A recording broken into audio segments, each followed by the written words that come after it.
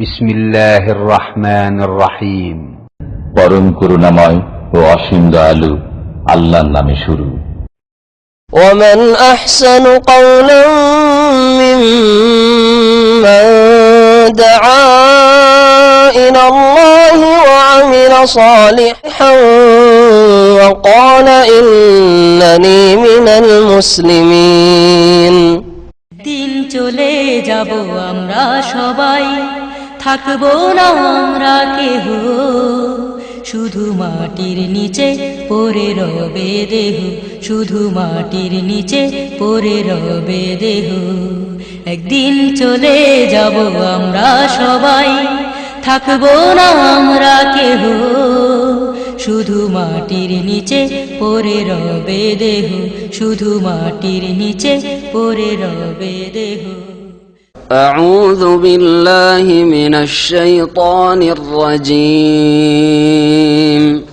وحرام على قرية أهلكناها أنهم لا يرجعون حتى إذا فتحت يأجوج ومأجوج وهم من كل حدب ينسلون واقترب الوعد الحق فإذا هي شاخصة أبصار الذين كفروا يا ويلنا قد كنا في غفلة يا ويلنا قد كنا في غفلة من هذا بل كنا ظالمين إنكم وما تعبدون من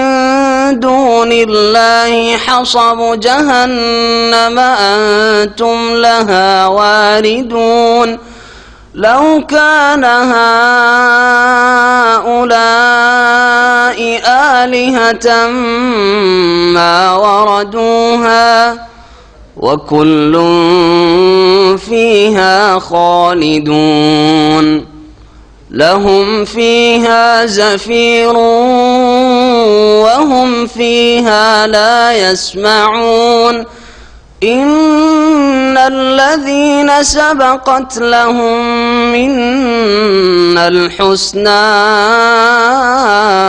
أولئك عنها مبعدون لا يسمعون حسيسها وهم فيما اشتهت أنفسهم خالدون لا يحزنهم الفزع الأكبر وتتلقاهم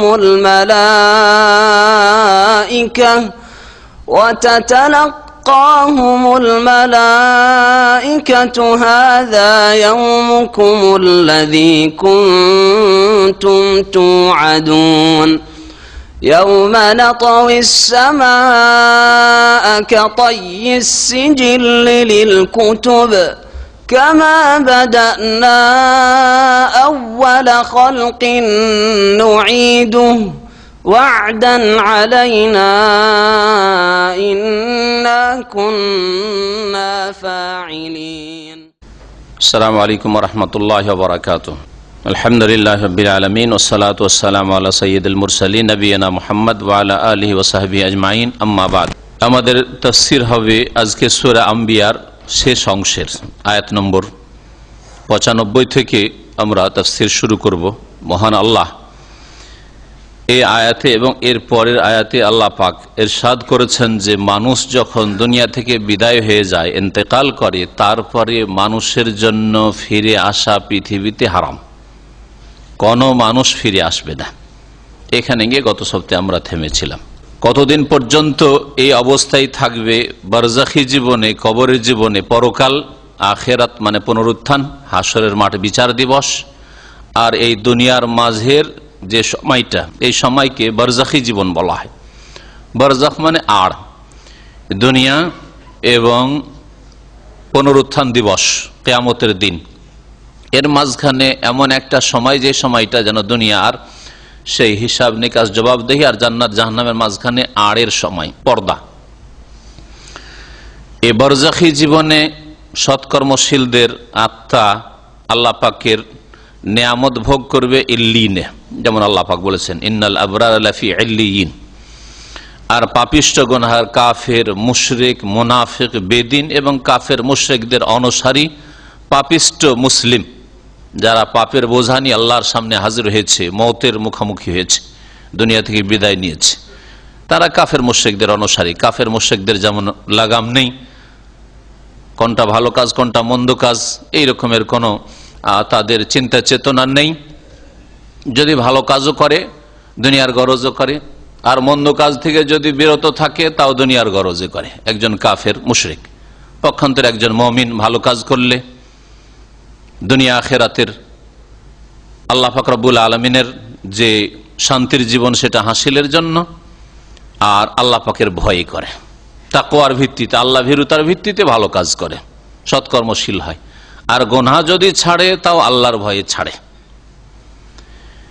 এই হচ্ছে লক্ষ্য উদ্দেশ্যের আসমান জমিনের পার্থক্য।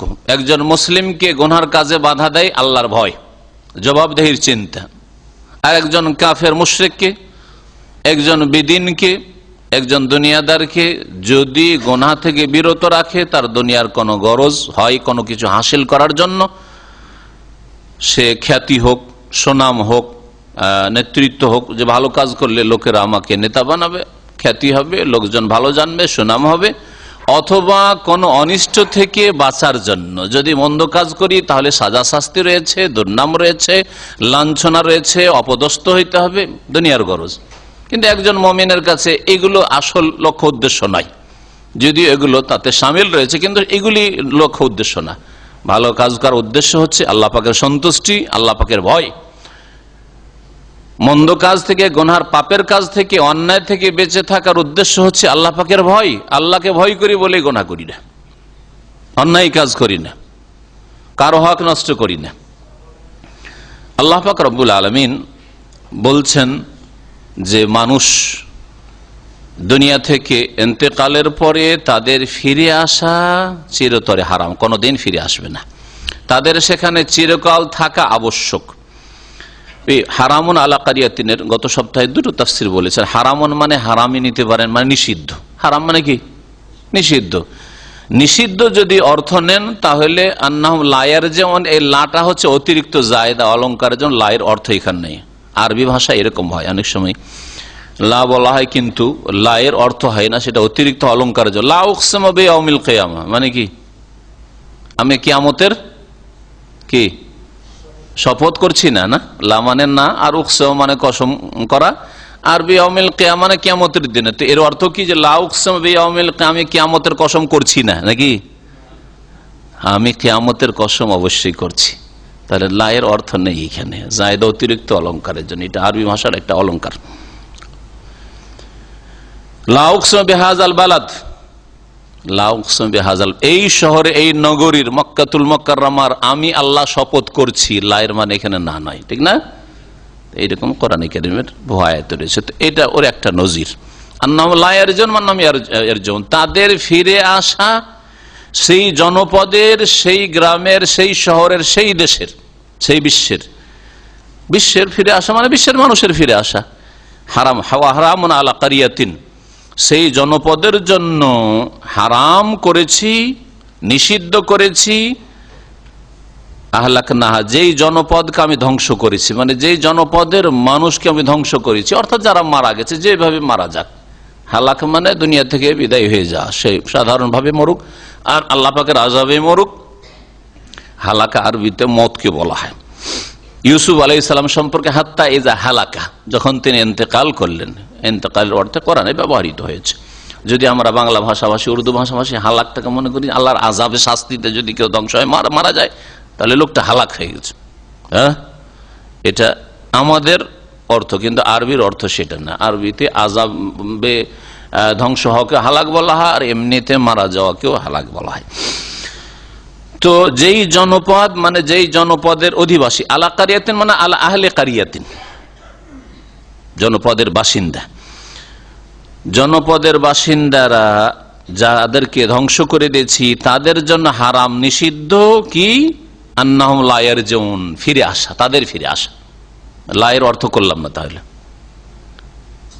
তাদের ফিরে আসা হারাম। কোন মানুষ ফিরে আসবে না, নবী হোক আর ওলি হোক, আর ইব্রাহিম হোক আর মোহাম্মদ হোক সাল্লাল্লাহু আলাইহি ওয়াসাল্লাম, আর আবু বকর হোক আর ওমর হোক আর ওসমান হোক আর আলী হোক আর আবু হানিফা হোক আর শাফি আর মালিক হোক আর জিলানি হোক আর চিশতি হোক, আন্নাহুম লা ইয়ারজিউন, ফিরে আসবে না। হারাম, তাদের ফিরে আসা নিষিদ্ধ। কোন মানুষ ফিরে যাওয়ার, দুনিয়া থেকে চলে যাওয়ার পরে ফিরে আসবে না। যদি দেখেন আপনার বাপ মাকে বা কোনো আপনি বুজুর্গের আকারে দেখছেন যে দুনিয়াতে একবারে জাগ্রত অবস্থায় ফিরে চলে এসছে, একবারে দেখছেন এইসব ভণ্ডদের কিসা কাহিনী রয়েছে, মক্কাতুল মুকাররমে ঢুকছে আর ওই লোকের, ওই আলেমের, হুজুরে কিবলার, তাদের ভাষায় বলছি, আমাদের ভাষায় কিবলা না, আমাদের ভাষায় কিবলা হচ্ছে কাবা, বলছে যে হারামে ঢুকছি, দেখছি যে গাঙ্গ হিসাবে চলে এসছেন, তশরিফ নিয়ে এসছেন। সুবহানাল্লাহ, 100 বছর হয়ে গেছে, 50 বছর হয়ে গেছে, মারা যা ফিরে চলে এসছেন, অমুক সাহেব চলে এসছেন একবারে জাগ্রত অবস্থা। এরা জিনকে দেখে, যদি সত্য ঘটনা হয় তাদেরকে সবসময় মিথ্যা মনে করছি না, মিথ্যুক মনে করছি না। যদি সত্য ঘটনা হয় তাহলে জিন তার রূপ ধরে এসছে, আর না হলে তারা মিথ্যুক অতিরঞ্জন বাড়াবাড়ি করেছে তাদের ব্যবসা চালানোর জন্য, পীর পূজা আর ব্যক্তি পূজার ব্যবসা চালানোর জন্য, নিজের দলকে শক্তিশালী করার জন্য। আর একটি অর্থ হারামুন মানে ওয়াজিবুন, আরবিতে বিপরীত অর্থ বহন করে অনেক শব্দ। তাহলে কি অর্থ হবে? ওই জনপদের জন্য আবশ্যক, ওয়াজিব মানে আবশ্যক। আহলাক না, যেই জনপদকে মানে যেই জনপদের লোকজনকে, অধিবাসীদেরকে আমি ধ্বংস করে দিচ্ছি, অর্থাৎ যেসব মানব জাতিকে ধ্বংস করে দিয়েছে, পৃথিবী থেকে চলে গেছে, মারা গেছে, তাদের জন্য আবশ্যক কি? আন্নাহুম লা ইয়ারজিউন, আবশ্যক যে তারা ফিরে আসবে না, তাদের ফিরে না আসা আবশ্যক। তাহলে না এর অর্থ ঠিক থাকলো। তো লায়ের অর্থ যদি ঠিক রাখেন তাহলে হারামন মানে ওয়াজিবুন করতে হবে। জি, দুটোই তাফসীর কারা করেছেন, দুটো তাফসীর আপন জায়গায় ঠিক রয়েছে। কতদিন পর্যন্ত ফিরে আসবে না? হ্যাঁ, তারপরে আয়াত আল্লাহ কখন ফিরে আসবে না, কোনোদিন ফিরে আসবে না, এক্সপায়ার হয়ে গেছে, যেমন কাফেরদের বিশ্বাস, যেমন বেদিন মুসলিমদের বিশ্বাস, দুনিয়াতে মরে গেলে আর কি থাকলো, কোনোদিন ফিরে আসবে না, এক্সপায়ার হয়ে গেছে। ইংরেজি ভাষায় দুনিয়া তার এক্সপায়ার হয়েছে, কিন্তু আখিরাতের জীবন, বরজাখী জীবন তার শুরু হয়ে গেছে। আবার এই বরজাখী জীবনের পুনরুত্থান হবে, তার আর এক জীবন শুরু হবে। আবার ওখানে হিসাব নিকাশ হয়ে হাসরের মাঠে আবার জান্নাতে অথবা জাহান্নামে যাবে, আর এক জীবন শুরু হবে। যেন মায়ের পেটে ছিল, মায়ের পেট থেকে দুনিয়া ভূমিষ্ঠ হয়েছে, আর এক জীবন শুরু হয়েছে, ঠিক ওইরকমই। এই জীবনগুলির 5টি স্তর রয়েছে, কোন একটা আলোচনা আমি বিস্তারিত আলোচনা করেছিলাম। আল্লাহ পাক রব্বুল আলামিন বলছেন যে কতদিন পর্যন্ত ফিরে আসবেন, আন্নাহুম লা ইয়ারজিউন হাত্তা, অতদিন পর্যন্ত ফিরে আসবে না, হাত্তা যতদিন পর্যন্ত ইযা ফুতিহাত ইয়াজুজ ও মাজুজ, ইয়াজুজ মাজুজের যে প্রাচীর রয়েছে, প্রাচীরের দ্বার না খুলে দেওয়া হবে। ইয়াজুজ মাজুজকে যতক্ষণ পর্যন্ত মুক্ত না করা, বন্দী করা আছে যুলকারনাইনের মজবুত প্রাচীর দিয়ে, তাদেরকে ঘিরে রাখা হয়েছে, বন্দী করে রাখা হয়েছে। যতদিন পর্যন্ত এই প্রাচীর আল্লাহ ধ্বংস না করবেন, যেইভাবে হোক না কেন, আর এই ইয়াজুজ মাজুজ পৃথিবীতে না আসবে, যেটা কিয়ামতের বড় যে লক্ষণগুলি রয়েছে। বলতে পারেন কেউ যে কিয়ামতের বড় লক্ষণ, আশরাতুস আলামাতে কুবরা, বড় বড় লক্ষণ কয়টি রয়েছে? হ্যাঁ, হাত্তা তার আশরা আয়াতিন, 10টি কিয়ামতের আলামত বা কিয়ামতের নিদর্শন নবী করিম সাল্লাল্লাহু আলাইহি ওয়াসাল্লাম হাদিস রয়েছে, বড় নিদর্শন এগুলি। আর হাজার হাজার নিদর্শন রয়েছে আলামাতে সুগরা, ছোট ছোট নিদর্শন। তো আল্লাহ পাক রব্বুল আলামিন বলছেন যে যখন হাত্তা, এমন কি ইযা ফুতিহাত ইয়াজুজ ও মাজুজ, যখন ইয়াজুজ মাজুজের প্রাচীরের দরজা খুলে দেওয়া হবে, বা ইয়াজুজ মাজুজকে ফুতিহাত মানে মুক্ত করে দেওয়া হবে, বন্দী করা আছে, মুক্ত করে দেওয়া হবে, ছেড়ে দেওয়া হবে। ওয়াহুম মিন কুল্লি হাদাবিন ইয়ানসিলুন, তখন এই ইয়াজুজ মাজুজ জাতি প্রত্যেক উঁচু স্থান থেকে, হাদাব মানে উঁচু স্থান, পাহাড় পর্বত যে কোনো উঁচু স্থান, উঁচু স্থান থেকে ইয়ানসিলুন ছুটে আসবে। নাসালা ইয়ানসিলুন মানে দৌড় দিয়ে আসা, ছুটে আসা, ছুটে আসবে, তারা দ্রুত বেগে ছুটে আসবে, এমন ভাবে ছুটে আসবে আর পৃথিবীর কোনো কিছু রাখবে না। বড় বড় নদী নালার পানিকে শুকিয়ে দেবে পানি পান করে। বহেরা তাবরিয়া, নবী সাল্লাল্লাহু আলাইহি ওয়াসাল্লাম হাদিসে রয়েছে, বহেরা হচ্ছে উপসাগর, বাহার, তো বহেরা তার পানিকে পান করে শুকিয়ে দিবে। কত তাদের সংখ্যা রয়েছে, অসংখ্য ইয়াজুজ মাজুজ রয়েছে। আর কত তার রাক্ষস জাত। তাফসীরকাররা লিখেছেন যে এদের সামনে হাতি পড়বে, হিংস্র পশু পড়বে, বড় বড় জীবজন্তু পড়বে, সবকে গিলে খাবে, শেষ করবে, আর সমস্ত মানুষকে খুন করবে, ধ্বংস করবে, ধ্বংস করে দেবে। এত বড় বিশাল বিপর্যয় নেমে আসবে পৃথিবীতে, ফিতনা ফাসাদ সৃষ্টি হবে, ইয়াজুজ মাজুজের ফিতনায় অশান্তির শেষ থাকবে না। সেই সময় আল্লাহ পাক রব্বুল আলামিন ঈসা আলাইহিস সালামকে নামাবেন, ইমাম মাহদী আসবে, আর ঈসা আলাইহিস সালাম বদদুয়া দেবেন, ইয়াজুজ মাজুজ ধ্বংস হবে। ইয়াজুজ মাজুজ সম্পর্কে অনেক লম্বা লম্বা হাদিস রয়েছে, যা আজকে বললে তাফসীর আমাদের শেষ হবে না, এজন্য সংক্ষেপে এতটাই বললাম। ইয়াজুজ মাজুজ সম্পর্কে অতিরিক্ত জানার জন্য কোরআনে কারীমের আলোকে এখানে আয়াত রয়েছে, আয়াত নম্বর কত? 96 বলা হয়েছে। আর কোন সূরায় রয়েছে? সূরাতুল কাহফ, সূরায়ে কাহফে রয়েছে। প্রতি জুমায় পড়ছেন ইন্না ইয়াজুজ মাজুজ মুফসিদুনা ফিল আরদ, নিশ্চয় ইয়াজুজ মাজুজ, ওখানে ইয়াজুজ মাজুজ মুফসিদুনা ফিল আরদ, পৃথিবীতে ফিতনা ফাসাদ সৃষ্টি করে দিয়েছে, বিশৃঙ্খলা সৃষ্টি করে দিয়েছে, অশান্তি করে দিয়েছে। ফাহাল নাজআলুকা খারাজান আলা আন তাজআলা বাইনানা ওয়া বাইনাহুম সাদ্দা। যুলকারনাইনের কাছে এলাকাবাসী যখন উত্তর পূর্ব দিকে, সুদূর উত্তরাঞ্চল আর পূর্ব অঞ্চল বলা হয়েছে, উত্তর পূর্ব অঞ্চলে যখন পৌঁছে গেলেন যুলকারনাইন শাসক, সারা পৃথিবীর সেই যুগের জনবস্তি যতদূর পর্যন্ত ছিল তার রাজত্ব পৌঁছেছে। জিহাদ ফি সাবিলিল্লাহ করতে করতে পশ্চিম দিকে পৌঁছে গেলেন, জিহাদ ফি সাবিলিল্লাহ করতে করতে গিয়ে পূর্বে পৌঁছলেন, প্রথম পূর্বে পৌঁছলেন, তারপরে মাতলে আশ-শামসে, হাত্তা ইযাবালা মাগরিব আশ-শামসে, পশ্চিম দিকে আটলান্টিকের পরে আমেরিকার তখন গন্ধ ছিল না, ফলে আটলান্টিক পর্যন্ত পৌঁছলেন, পূর্ব দিকে যতদূর পৌঁছিলেন, উত্তর দিকে গেলেন। দক্ষিণ দিকের কথা কোরআনে কারীমে বলা হয়নি, কারণ দক্ষিণ দিকে সাগর রয়েছে, কোনো জনবস্তি ছিল না, ইয়ামানের পর আর কোনো জনবস্তি নেই, তাই না? এইরকম আফ্রিকার উপর কিছু আমরা পারিশ্রমিক দেব, পয়সা দেব, কিন্তু আলা আনতাজ আলা বাইনানা বাইনাহুম সাদ্দা, একটা প্রাচীর, মজবুত প্রাচীর তৈরি করে দেন। আপনি তো শক্তিশালী শাসক, আর সারা পৃথিবীতে বিজয় লাভ করেছেন আমাদের মাঝে, আর এই ফিতনা ফাসাদি ইয়াজুজ মাজুজ জাতির মাঝে একটা মজবুত প্রাচীর দাঁড় করে দেন। যা ঘটনা লম্বা রয়েছে, সূরা কাহফের তাফসীর আমাদের এই গত কয়েক মাস আগে বা বছর খানেক আগে হয়েছে। আর এই তাফসীর, এই সূরাগুলি যদিও এর আগে রয়েছে, আমরা তো উল্টো দিক থেকে তাফসীর করে আসছি, কিন্তু আমাদের বেশ কিছু ভাইয়ের তলব ছিল যে সূরা কাহফ এই তাফসীর করে দেন। সূরা কাহফের তাফসীর থেকে শুরু করে মারিয়াম, তাহা, এই সূরাগুলি তাফসীর করা আছে। এজন্য এই সূরা আম্বিয়া শেষ হলে আমরা সূরাতুল ইসরা বনি ইসরাঈল আমরা চলে যাব। সূরা কাহফে তাহলে উল্লেখ করা হয়েছে কার কথা বললাম? ইয়াজুজ মাজুজের কথা এই সূরা আম্বিয়ার এই আয়াতের পরে। সূরা কাহফের আয়াত নম্বর 94 থেকে 99 পর্যন্ত এই আয়াতগুলিতে দেখেন, এই আয়াতগুলি তাফসীর। আল্লাহ পাক রব্বুল আলামিন বলছেন কিয়ামত সম্পর্কে, ওয়াক্তারাবাল ওয়াদুল হক, নিকটবর্তী হয়ে যাবে আল ওয়াদুল হক, চিরসত্য প্রতিশ্রুতি। হক মানে সত্য, আর ওয়াদ মানে প্রতিশ্রুতি, ওয়াদা। আর ওয়াক্তারাবা মানে নিকটবর্তী হয়ে যাওয়া। যদিও অতীতকাল উল্লেখ করা হয়েছে, কিন্তু এর অর্থ হচ্ছে ভবিষ্যৎকাল। হ্যাঁ, আর কোরআনের ভাষা এরকম অনেক জায়গায় রয়েছে। কাদ আফলাহাল মুমিনুন, আফলাহা হচ্ছে মাজি মানে অতীতকাল, তাই না? তো কাদ আফলাহাল মুমিনুনের অর্থ হয় যে মুমিনরা সফল কাম অলরেডি হয়েই গেছে। হয়ে গেছে না হবে? হবে, নিশ্চিত হবে। যেই কথা কাজটি নিশ্চিত, যাতে কোনো সন্দেহ নেই, এই রকম কথাকে মাজি দিয়ে, অতীতকাল দিয়ে আল্লাহ পাক কোরআনে কারীমে বর্ণনা করেছেন। তার মধ্যে এটি একটি জায়গা। ওয়াক্তারাবাল ওয়াদুল হক, চিরসত্য প্রতিশ্রুতির সময় কি হয়েছে? ঘনিয়ে এসেছে, নিকটবর্তী হয়েছে।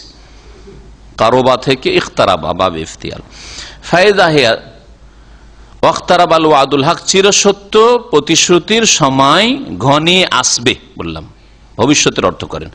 যখন ঘনিয়ে আসবে বা ঘনিয়ে আসলে কি হবে? ফায়দা হিয়া শাখিসাতুন আবসারুল্লাযিনা কাফারু, যারা কাফের তাদের দৃষ্টি তখন স্থির হয়ে যাবে ভয়ে ভীতিতে। দৃষ্টি স্থির হয়ে যাওয়া মানে থমকে যাওয়া। থমকে যাওয়ার ভাষার ব্যবহার করেন। হঠাৎ করে একটা যদি বিকট শব্দ হয়, একটু চোখের পলক মারছেন না, ভয় হয় না এরকম? তো যেই দিন সত্য ওয়াদা কিয়ামতের সময় চলে আসবে, এই ওয়াদুল হক সত্য ওয়াদার একটি তাফসীর হচ্ছে কিয়ামতের দিন, অর্থাৎ সিংগাই ফুঁক। যেই দিন ইসরাফিল আলাইহিস সালাম সিংগাই ফুঁক দিবেন, সেই দিন মানুষ হতভম্ব হয়ে তাদের দৃষ্টি শক্তি কি হয়ে যাবে, চক্ষু স্থির হয়ে যাবে, স্থির হয়ে যাবে, হাই কি হলো কি হলো, এরকম করবে। আর কেউ কেউ বলেছেন যে এখানে আল ওয়াদুল হক সত্য ওয়াদা মানে হচ্ছে মত। প্রত্যেক মানুষের মৃত্যুর দিন ভাবতেই পারেনি যে আজকে মত চলে আসবে। আপনি কি ভেবেছেন যে আজকে মরে যাবেন? আপনি আমি কি ভেবেছি যে এখনই মত চলে আসতে পারে? হঠাৎ যখন মত চলে আসবে, কি হলো করছে না? সুবহানাল্লাহ। যতক্ষণ হুঁশ আছে কত যে কল্পনা তার মনে জাগছে, হাই আমার স্ত্রী গেল, ছেলে মেয়ে গেল, হ্যাঁ আমি সবকিছু ভোগ বিলাস গেল, টাকা পয়সা গেল, কত লোকের কাছে পাওনা দাওনা, চাকরি গেল, সব গেল, সব গেল। তাহলে মৌতকে বোঝানো হয়েছে, কেউ কেউ বলেছেন। দুটোই তাফসীর হইতে পারে। এই দুটো সময়ে মানুষ হতভম্ব হয়ে যাবে, মানুষের চক্ষু স্থির হয়ে যাবে ভয়ে ভীত হয়ে। বিশেষ করে কাফির মৌতের সময় আল্লাহ পাকের আযাব শাস্তির ফেরেশতাদেরকে অবলোকন করে নিয়েছে, দেখে নিয়েছে, দেখতে পাচ্ছে আযাবের ফেরেশতারা, আর সংশোধনের দরজা, তওবার দরজা বন্ধ হয়ে গেছে, ভয়ে অস্থির হয়ে হতভম্ব হয়ে গেছে। সিংহায় যেদিন ফুঁক দেওয়া হবে, সেই দিন যেসব মানুষরা বেঁচে ছিল, কি হলো, মাঠে ঘাটে সকালবেলা বেরোচ্ছিল, সিংহাই ফুঁক, পশ্চিম দিক থেকে সূর্য উঠে গেছে, সুবহানাল্লাহ, অস্থির হয়ে যাবে, চোখ হতভম্ব হয়ে স্থির হয়ে যাবে তাদের। যেসব লোকেদের পুনরুত্থান হবে, কবর থেকে মরে উঠবে, তাদের কথা নেন, তাদের ক্ষেত্রে এটা প্রযোজ্য, কবর থেকে উঠবে হতভম্ব, কি হলো, কি হবে, কি হবে, কোথায় যেতে হবে, সবাই যেদিকে ছুটছে ছুটবে। হ্যাঁ, এখন সবকে হাসর হইতে হবে, একত্রিত হইতে হবে, সবাই বিচার দিবসে হাজির হবে। বিশেষ করে কাফির, যেহেতু তারা বেআমল, না ঈমান না নেক আমল, পাপের বোঝা নিয়ে হাজির হয়েছে, সুতরাং তাদের চক্ষু স্থির হয়ে পড়বে, ইয়া ওয়াইলানা, আর বলে হাই সর্বনাশ।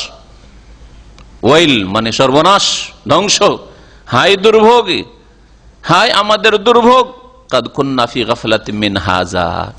এই সত্য ওয়াদা মওতের সময় আল্লাহর আযাব শুরু হয়ে যাবে, মানুষের কাজকর্ম বন্ধ হয়ে যাবে, কর্মক্ষেত্র শেষ, এখন জবাব দিতে হবে, আসামির কাঠগড়ায় দাঁড়াইতে হবে, এতে থেকে আমরা উদাসীন ছিলাম, গাফিল ছিলাম, কাদ কুন্না ফি গাফলাতিন মিন হাযা। যখন কবর থেকে উঠবে, হাই কিয়ামতের দিবস থেকে, মহাবিচার দিবস থেকে গাফিলতিতে ছিলাম, কাদ কুন্না ফি গাফলাতিন মিন হাযা বাল কুন্না যালিমিন।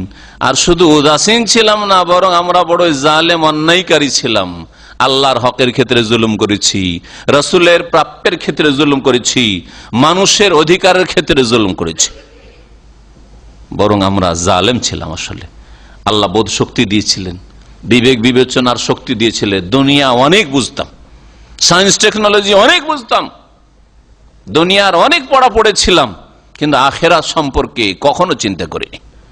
60 বছর 70 বছর আজকাল অধিকাংশ মুসলিমদের জীবন চলে যাচ্ছে, কেটে যাচ্ছে, দুনিয়ার কত কি চিন্তা করেছে, বিদেশে যাব, এই করব, এই করব, ব্যবসা করব, চাকরি করব, এই করব, সেই করব, বিবাহ করব, শাদী করব, ঘর করব, বাড়ি করব, নারী করব, অনেক কিছুই চিন্তা করেছে, উন্নতি করব, অনিষ্ট থেকে বাঁচবো, সব চিন্তা করেছে, একমাত্র ওহমানিল আখিরাতহুম গাফিলুন, পরকাল থেকে উদাসীন হয়েছিল, কখনো চিন্তা করেনি।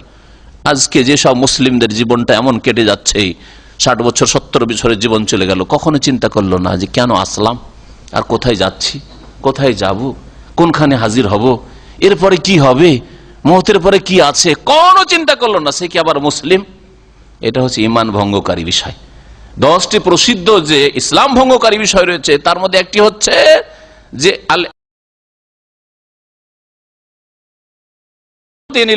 আল্লাহ পাকের জীবন বিধান থেকে এমন বিমুখতা, এমন ভাবে মুখ ফিরিয়ে থাকা, সারা জীবনটা মুখ ফিরিয়ে থেকে গেল, দুনিয়ার দিকে মুখ করে থেকে গেল, আখিরাত মুখী হলো না, আল্লাহর দিন মুখী হলো না। লা ইয়াতাআল্লামুহু, আল্লাহর দিন শিখলো না, ওয়ালা ইয়ামাল বিহি, আর দ্বীনের উপর আমলও করলো না, কোনো কাজ কর্ম ভালো নেক আমলও করলো না, তারা মুসলিম নয় নিঃসন্দেহে, ভালো করে জেনে রাখেন। তারপরে আল্লাহ পাক রব্বুল আলামিন জাহান্নামে কারা যাবে তাদের সম্পর্কে বলছেন, ইন্নাকুম মা তা'বুদুনা মিন দুনিল্লাহ হাসাবু জাহান্নাম। শুনে রাখো নিঃসন্দেহে মানুষ তোমরা ওমা তা'বুদুনা মিন দুনিল্লাহ, আর আল্লাহকে ছেড়ে দিয়ে যেসবের তোমরা পুজো করতে, পাথরের পূজা করতে, মূর্তির পূজা করতে, গাছের পূজা করতে, আগুনের পূজা করতে, যেসবের পূজা করতে, আর যেসব মানুষের পূজা করতে, আর ওই সব মানুষ এই পুজোর ওপর, এই সিজদার ওপর, তাদের পা চুমার ওপর আর তাদের কবর পূজার ওপর সন্তুষ্ট ছিল। শুনে রাখেন মানুষের ক্ষেত্রে যেই সব মানুষরা তাদের পূজায় সন্তুষ্ট, যে আমাদের পূজা হোক এমন পীর যে তাদের সেজদা করাই খুশি, সেজদা না করলে বেয়াদব, তাদের পায়ে চুমা দিলে খুশি, তাদের পায়ে ঝুঁকে যদি সালাম করে রুকু করে খুশি, তাদের অন্ধ অনুকরণ করলে খুশি, বিনা দলিলে কথা মানলে খুশি। আর যদি কেউ বলে যে আপনি যে কথাটা বলেন এটা কোন হাদিসে আছে, নারাজ, অসন্তুষ্ট। এরা আমরা মারা গেলে, এমন যদি ভণ্ডরা হয়, আমরা মারা গেলে আমাদের কবর পাকা হোক, ওসিয়ত করে গেল অথবা ইঙ্গিত করে গেল, অথবা লোকেরা জানে যে মরলে এর কবর পাকা হবে, চাদর চড়বে, ফুল চড়বে, আর এদের পুজো হবে, নিষেধ করে গেল না। এরাও শুনে রাখেন ভালো করে, ইন্নাকুম নিঃসন্দেহে তোমরা, হে মুশরিকরা, হে বহুত্ববাদীরা, যারা আল্লাহ ছাড়া অন্যকে সিজদা করেছো, হে পাপিষ্টরা, হে গুনাহগারা, পাপের জীবন যাপন করে বিনা তওবায় দুনিয়া থেকে বিদায় নিয়েছো, কর্মক্ষেত্র ত্যাগ করেছো, আর বদলার জগতে পৌঁছে গেছো বিনা আমলে, নেক আমল নিয়ে যাওনি, পাপের বোঝা নিয়ে গেছো। ওমা তা'বুদুনা মিন দুনিল্লাহ, আর আল্লাহকে বাদ দিয়ে যেসবের তোমরা পূজা করতে, হাসাবু জাহান্নাম, তোমরা সকলে, অর্থাৎ যারা পূজারী, যারা পূজা করেছে আর যাদের পূজা করা হয়েছে, যারা উপাসনা করেছে, শিরকি উপাসনা, শিরকি জীবনযাপন করেছে, কুফরির জীবনযাপন করেছে, মানবরচিত বিধানে বিশ্বাসী হয়েছে, আর যারা মানব রচিত বিধানের বাস্তবায়ন করেছে আর ওরা রচনা করেছে, সকলে এরা কি হবে? হাসাব ও জাহান্নাম, জাহান্নামের ইন্ধন হবে। হাসাব মানে হচ্ছে হাতাব, হাতাব লাকড়িকে বলে, কাঠ যা জ্বালানি হয়, হাতাব। হাতাব আর হাসাব মানে হচ্ছে একই, শুধু পার্থক্য কিসের?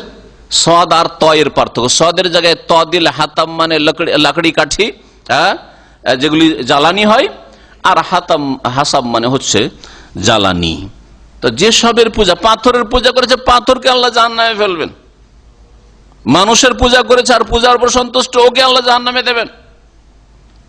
গাছের পূজা করেছে, যেই গাছের পূজা হয়েছে, বট গাছের পূজা হয়েছে, আল্লাহ জাহান্নামে দেবেন। গঙ্গা যমুনার পূজা হয়েছে, আল্লাহ পাক জাহান্নামে নিক্ষেপ করবেন ওই কাফের মুশরিকদের সামনে। কবর মাজার পূজা করা হয়েছে, আর ওই মাজারে যে শায়িত সে তার উপর সন্তুষ্ট ছিল, ওই মাজার সহ আল্লাহ জাহান্নামে দেবেন তাদের চোখের সামনে। যেটা কত মাদের মাজার, যেই মাজার পূজা করতে সেটাকে জাহান্নামে ফেললাম। হাসাবো জাহান্নাম, জাহান্নামের জ্বালানি হবে। জাহান্নামের জন্য আলাদা কয়লার ব্যবস্থা থাকবে না, পেট্রোল গ্যাস দিয়ে জ্বালানো হবে না। জাহান্নামকে লাকড়ি কাঠি দিয়ে জ্বালানো হবে না, খড়কুটো দিয়ে জ্বালানো হবে না। কি দিয়ে জ্বালানো হবে? জাহান্নামের আগুনে জ্বালানি হবে মানুষ। ওয়াকুদুহান নাস ওয়াল হিজারা ওয়ান নাতা ওয়াল ওয়াসি, ইয়া আইয়ুহাল্লাযীনা আমানু কু আনফুসাকুম ওয়া আহলিকুম নারা ওয়াকুদুহান নাস ওয়াল হিজারা। তোমরা নিজেদেরকে আর নিজের পরিবার পরিজনকে, স্ত্রী ছেলে মেয়েদেরকে, নিজের আত্মীয় স্বজন আপনজনদেরকে জাহান্নামের আগুন থেকে বাঁচাও, বাঁচাবার চেষ্টা করো। ওয়াকুদুহান নাস, যার জ্বালানি হবে আন্নাস, মানব জাতি। ওই সব মানুষ, যেসব মানুষ পাপের জীবন যাপন করেছে, বিনা সংশোধনে দুনিয়া থেকে গেছে। ওয়াল হিজারা, আর পাথর জাহান্নামের জ্বালানি হবে। কোন পাথরগুলি? যেই পাথরগুলির পূজা হয়েছে, হোবালের পূজা হয়েছে, পাথরের মূর্তির পূজা হয়েছে, হ্যাঁ, স্বর্ণ মন্দিরের পূজা হয়েছে, স্বর্ণ মূর্তির পূজা হয়েছে, জি হ্যাঁ, মাজারের পূজা হয়েছে, মাজারের মাটি, এগুলি ওয়াল হিজারা। কবর পাকা করা হয়েছে, কবরের উপর যে ইট বসানো আছে, পাকা করা আছে, সাজানো আছে, গম্বুজ, এগুলি ওয়াকুদুহান নাস ওয়াল হিজারা। ওই আয়াতটি সূরা তাহরিমের, আর এই আয়াতকে মনে রাখবেন। আল্লাহ পাক বলছেন যে এগুলি সব কি হবে? হাসাবো জাহান্নাম। এখানে হাসাবো জাহান্নাম, ওখানে বলা হয়েছে ওয়াকুদুহা। ওয়াকুদ মানে জ্বালানি, আর হাসাব আর হাতাব মানে হচ্ছে জ্বালানি। আনতুম লাহা ওয়ারিদুন, তোমরা তাতে প্রবেশ করবে। ওয়ারাদা ইয়ারেদ মানে ঘাটে নামা, নদীর ঘাটে নামাকে আরবি ভাষায় ওয়ারাদা বলা হয়। ওয়ালাম্মা ওয়ারাদা মা মাদিয়ানা, মুসা আলাইহিস সালাম যখন ফিরআউনের জুলম অত্যাচার থেকে আত্মরক্ষা করার জন্য মিশর থেকে পলায়ন করলেন যৌবনকালে, এখন বিবাহ শাদী করেননি, আর মাদিয়ানের পানির ঘাটে গিয়ে অবতরণ করলেন। ওয়ালাম্মা ওয়ারাদা মা মাদিয়ানা ওয়াজাদা আলাইহি উম্মাতাম মিনান নাস ইয়াসকুন, এক দলকে দেখলেন যে সেখানে লোকেরা তাদের বকরি ছাগলকে, মেষকে, দুম্বাকে পানি পান করাচ্ছে। ওয়ারাদা এখানে ওয়ারিদুন, তোমরা সেই জাহান্নামের ঘাটে নামবে, প্রবেশ করবে। ওয়ারিদুন। আল্লাহ পাক বলছেন লাউ কানা হাওলাই আলেহা, এরা যদি উপাস্য হতো, সত্য উপাস্য, এই দেবদেবীগুলি, মূর্তিগুলি যদি উপাস্য হতো, সত্যি এদের উপাসনা যদি আল্লাহ পাকের অনুমতিক্রমে হইতো, কবর মাজার পূজা যদি আল্লাহ পাকের অনুমতিক্রমে হইতো, পাথরের পূজা, নদীর পূজা, গাছের পূজা যদি আল্লাহর অনুমতিক্রমে হইতো, লাউ কানা হাওলাই আলেহা, এরা যদি সত্যি সত্যি সত্য উপাস্য হইতো, মা ওয়ারা দুহা, আল্লাহ বলছেন তাহলে এরা কখনো জাহান্নামে প্রবেশ করতো না, জাহান্নামের ঘাটে নামতো না। ওয়া কুল্লুন ফিহা খালিদুন, এতে এই জাহান্নামে এরা সকলে, যারা পূজা করেছিল পূজারী আর যাদের পূজা করা হয়েছিল, সকলে কি হবে, চিরকাল অবস্থান করবে, চিরকাল থাকবে। ঈমান ভঙ্গ করে যদি বড় শিরক কুফরি করে গিয়ে থাকে তাহলে চিরকাল বসবাস করবে। আর ঈমান ভঙ্গ করেনি, মুসলিম জীবনে বহু পাপ করেছে, এমন পর্যায়ে পৌঁছেনি যে ঈমান নষ্ট করে দিল পুরোপুরি, ঈমান দুর্বল করে গেছে, তাহলে খালেদুনের অর্থ যেসব আয়াতে রয়েছে, যেমন খুনের ক্ষেত্রে আল্লাহ বলছে খালেদিন, খালেদান ফিহা, এইরকম বিভিন্ন পাপের ক্ষেত্রে খালেদান মুখাল্লাদান, আত্মহত্যাকারী সম্পর্ক হচ্ছে, এগুলো মানে হচ্ছে দীর্ঘকাল। খালেদান মানে কি, দীর্ঘকাল, এটা হচ্ছে ভাব অর্থ। আর আমরা আমাদের বাকভঙ্গিমাতে এরকম কথা বলে থাকি, একটা লোক সৌদি আরবে বা বিদেশে যদি 25টা বছর, 60-70 বছর, 80 বছর বাঁচলো, আর সে যদি 25-30টা বছর কাটিয়ে দেয়, তো লোকেরা কি বলে, চিরকাল বিদেশেই থেকে গেল। চিরকাল কোথায় থেকেছে, বাল্য জীবনে 25 বছর ওই দিকে থেকে এসছে, বাকি 25 বছর এইখানে থাকলো, তারপরে আবার গিয়ে 25 বছর দেশে, চিরকাল তো দিয়ে বিদেশেই কাটিয়েছে লোকটা, বলে না? হ্যাঁ হ্যাঁ, চিরকাল মানে কি, দীর্ঘকাল এখানে অর্থ। লাহুম ফিহা জাফির, এই জাহান্নামীদের, এই জাহান্নামে, ফিহা মানে ফি নার জাহান্নাম, জাহান্নামের আগুনে কি হবে, জাফির। জাফির মানে হচ্ছে ফুফিয়ে ফুফিয়ে কান্না, এমন কান্না যে ফুফি ভিতর থেকে ফাফরে ফাফরে কান্না করবে। জাফির, তাদের আর্তনাদ হবে, চিৎকার করবে, কিন্তু এত চিৎকার যে চিৎকারের কারণে অন্য কারো কোনো কথা শুনতে পাবে না। 10 জন লোক যদি এখানে হইচই করে কথা বলেন আর আমি প্রশ্ন উত্তর দিই, তো প্রশ্নের কি উত্তর দিচ্ছে কিছু শুনতে পাবেন? 10-20 জন গল্প করাই যদি প্রশ্নের উত্তরটা শুনতে পাচ্ছেন না, ওই কথাটা এখানে আল্লাহ বলেছেন, কি বলছেন, লাহুম ফিহা জাফির, এই জাহান্নামীদের যারা নরকবাসী, তাদের এই জাহান্নামে জ্বলা অবস্থায় জাফির আর্তনাদ হবে, চিৎকার করে ফুপিয়ে ফুপিয়ে কান্না করবে। ওয়াহুম ফিহা লা ইয়াসমাউন, আর ওই জাহান্নামে এরা জ্বলা অবস্থায় কোনো অন্য কথা শুনতে পাবে না, কোনো কথা শুনতে পাবে না, এই হইচই আর চিৎকারে আর্তনাদে। ইন্নাল্লাযিনা সাবাকাত লাহুম মিনাল হুসনা, তবে সৎকর্মশীল যারা। আল্লাহ পাক রব্বুল আলামিনের বাকভঙ্গিমা কোরআনে কারীম হচ্ছে, যখনই আল্লাহ জাহান্নামের কথা বলেছেন তখনই জান্নাতের কথা বলেছেন, যখনই জাহান্নামী পাপিষ্ঠদের কথা বলেছেন আর জাহান্নামের কথা বলেছেন, তখনই আল্লাহ পাক রব্বুল আলামিন নেক লোকদের কথা, সৎকর্মশীলদের কথা বলেছেন। এইভাবে আল্লাহ পাক রব্বুল আলামিন ব্যালেন্সটাকে ঠিক রেখেছেন, যাতে মানুষ শুধু ভয় যদি থাকে আর আশা না থাকে নিরাশ হয়ে যাবে, আর শুধু উচ্চ আকাঙ্ক্ষা, আশা আকাঙ্ক্ষা যদি থাকে, ভয় না থাকে, তাহলে দুঃসাহসী হয়ে যাবে, পাপের জন্য সাহস হয়ে যাবে। আরে জান্নাত তো আছে, যেমন আজকালকার মুসলিমরা, মুসলিম যখন একদিন তো জান্নাত পাবো, মুরজিয়া, এরা কি মুরজিয়া, বাতিল ফিরকা। প্রাচীন যুগে একটা জন্মেছিল, বুঝলেন, যে তারা বলতো যে কালিমা পড়লে গেল সব 7 খুন মাপ। হ্যাঁ, লায়াদুর মাল ইমানে মাসিয়া, মুমিন মুসলিম যখন হয়েছে, জন্মসূত্রে হোক আর যেভাবে হোক, তখন গুনাহ করলে আর যায় আসে না। তা আজকালকার বেনামাজি মুসলিম, তাদের পাপের জীবন, আর বলেন তাদেরকে যে ভাই এত পাপ করছেন, নামাজটাও পড়ছেন না, সবসময় গুনাহ আর খারাপ নোংরা ফিল্ম আর জুয়া আর এই সেই, তো আপনাকে আল্লাহ বলে ভয় লাগে না, আর আখেরাত জান্নাত জাহান্নামের কথা কোনোদিন চিন্তা করেন না। বলছে কি বলেন, মুসলিম যখন একদিন তো জান্নাত পাবো, এরা হচ্ছে মুরজিয়া, বাতিলপন্থী। উচ্চ আশা আকাঙ্ক্ষা, ভয় নেই তাদের। ভয়ের একটা ডানা থাকতে হবে, আর আশা আকাঙ্ক্ষার, আর রাজা ওয়াল খৌফ। আল আব্দু ইয়াকুনু বাইনার রাজা ওয়াল খৌফ। আশাও থাকবে আল্লাহর রহমতের, আর ভয়ও থাকতে হবে। নব্বি ইবাদি আন্নী আনাল গাফুর রহিম। আল্লাহ পাক বলছেন যে হে নবী, আমার বান্দাদেরকে বলে দাও, আমার বান্দাদেরকে খবর দিয়ে দাও, সংবাদ দিয়ে দাও, আন্নী আনাল গাফুর রহিম, আমার নাম হচ্ছে গাফুর, মহান মার্জনাকারী, আমি মাফও করি, আর রহিম, আমি দয়াবান, দয়ালু, আমি দয়াও করি, মায়াও করি। কিন্তু তার সাথে আরো শোনা, এটা হচ্ছে একটা ডানা, যে আল্লাহ মাফ করবেন। ভুল হয়ে গেছে তখন বলে আল্লাহ মাফ করবেন, এখন মাফের জন্য চেষ্টা করেন, ক্ষমা নেওয়ার জন্য চেষ্টা করেন, কিন্তু ভুল করার আগে ভুল করতে থাকবো, আল্লাহ মাফ করবেন। করবেন নাকি? কখনো হেদায়েত পাবেন না। কথাটা বুঝলেন আমার? একটা ভুল হয়ে গেছে, হয়ে গেছে, তার কি করবেন? ফিরিয়ে নেওয়া যাবে? পাপ হয়ে গেছে, তাহলে এখন কি করতে হবে? আল্লাহ তুমি মাফ করে দাও, আল্লাহ তুমি রহম করো। এখন আশা রাখেন আল্লাহ পাকের কাছে তার রহমতের, তার মাগফিরাতের। আর কেউ যদি গুনাহ করার আগে থেকে এটা মগজে বসিয়ে রাখে যে আল্লাহ গফুর রহিম, আল্লাহ মাফ করবেন, আল্লাহ রহম করবেন, পাপ করতে থাকি, তাহলে কখনো জান্নাতের রাস্তা পাবে না, কখনো জান্নাতের রাস্তা পাবে না। দুঃসাহসী হয়ে যাবে, নির্ভীক হয়ে যাবে, ভয় থাকবে না। ওয়া আন্না আযাবি হুয়াল আযাবুল আলীম। আল্লাহ বলছেন যে আর শুনে রাখো, এটাও শুনিয়ে দাও যে আমার আযাব হচ্ছে বড়ই মর্মান্তিক আযাব, আমার সাজা শাস্তি হচ্ছে বড় যন্ত্রণাদায়ক শাস্তি, দুনিয়ার কোন শাস্তি নয়।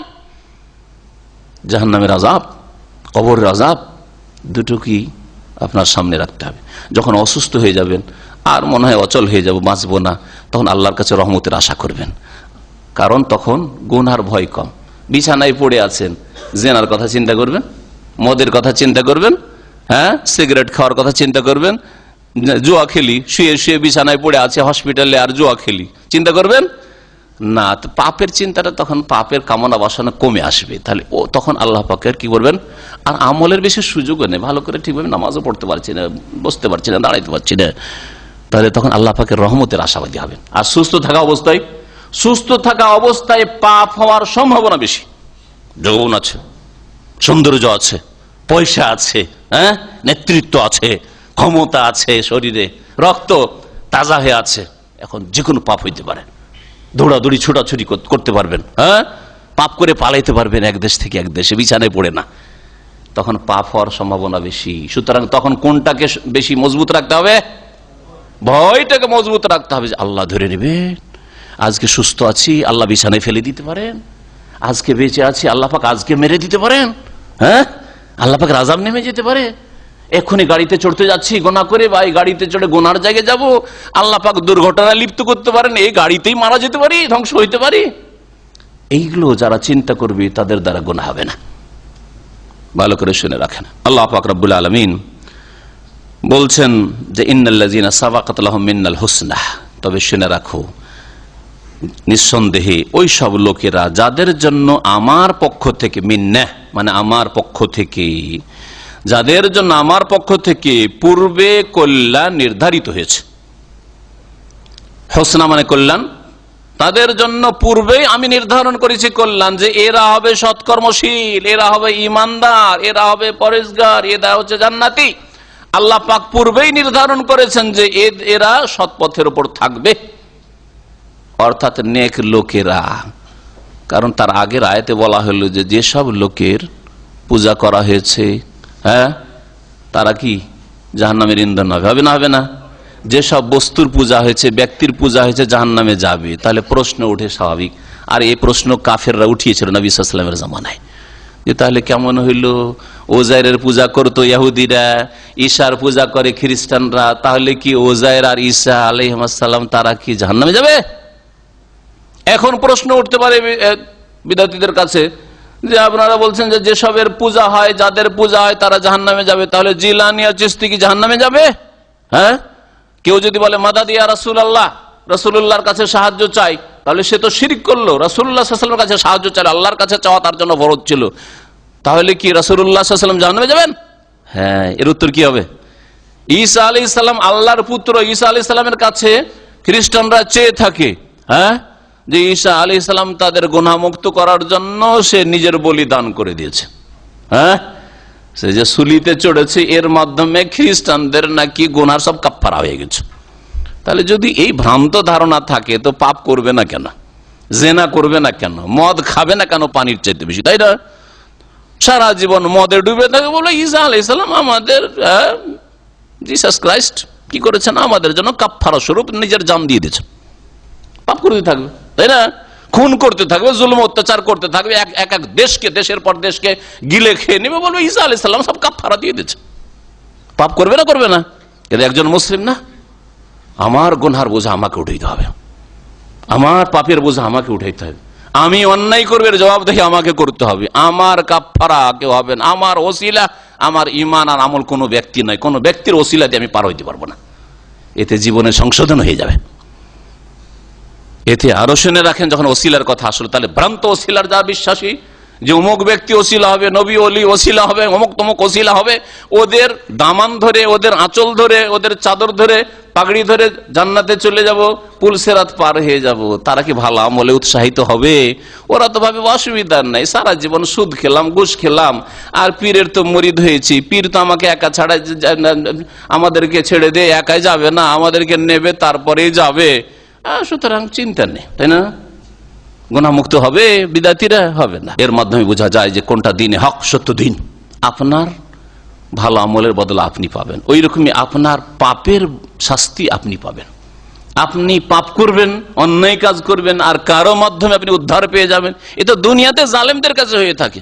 পাপ করলেন, পাপ করার পরে থানাতে ধরে নিয়ে গেল, আর আপনি কোন পার্টির লেভেলে একটা টেলিফোন করিয়ে দিলেন, সাথে সাথে ছেড়ে দিতে বাধ্য হইল, তাই না? তো দুনিয়ার জালেমদের কাছ থেকে হয়ে থাকে এটা।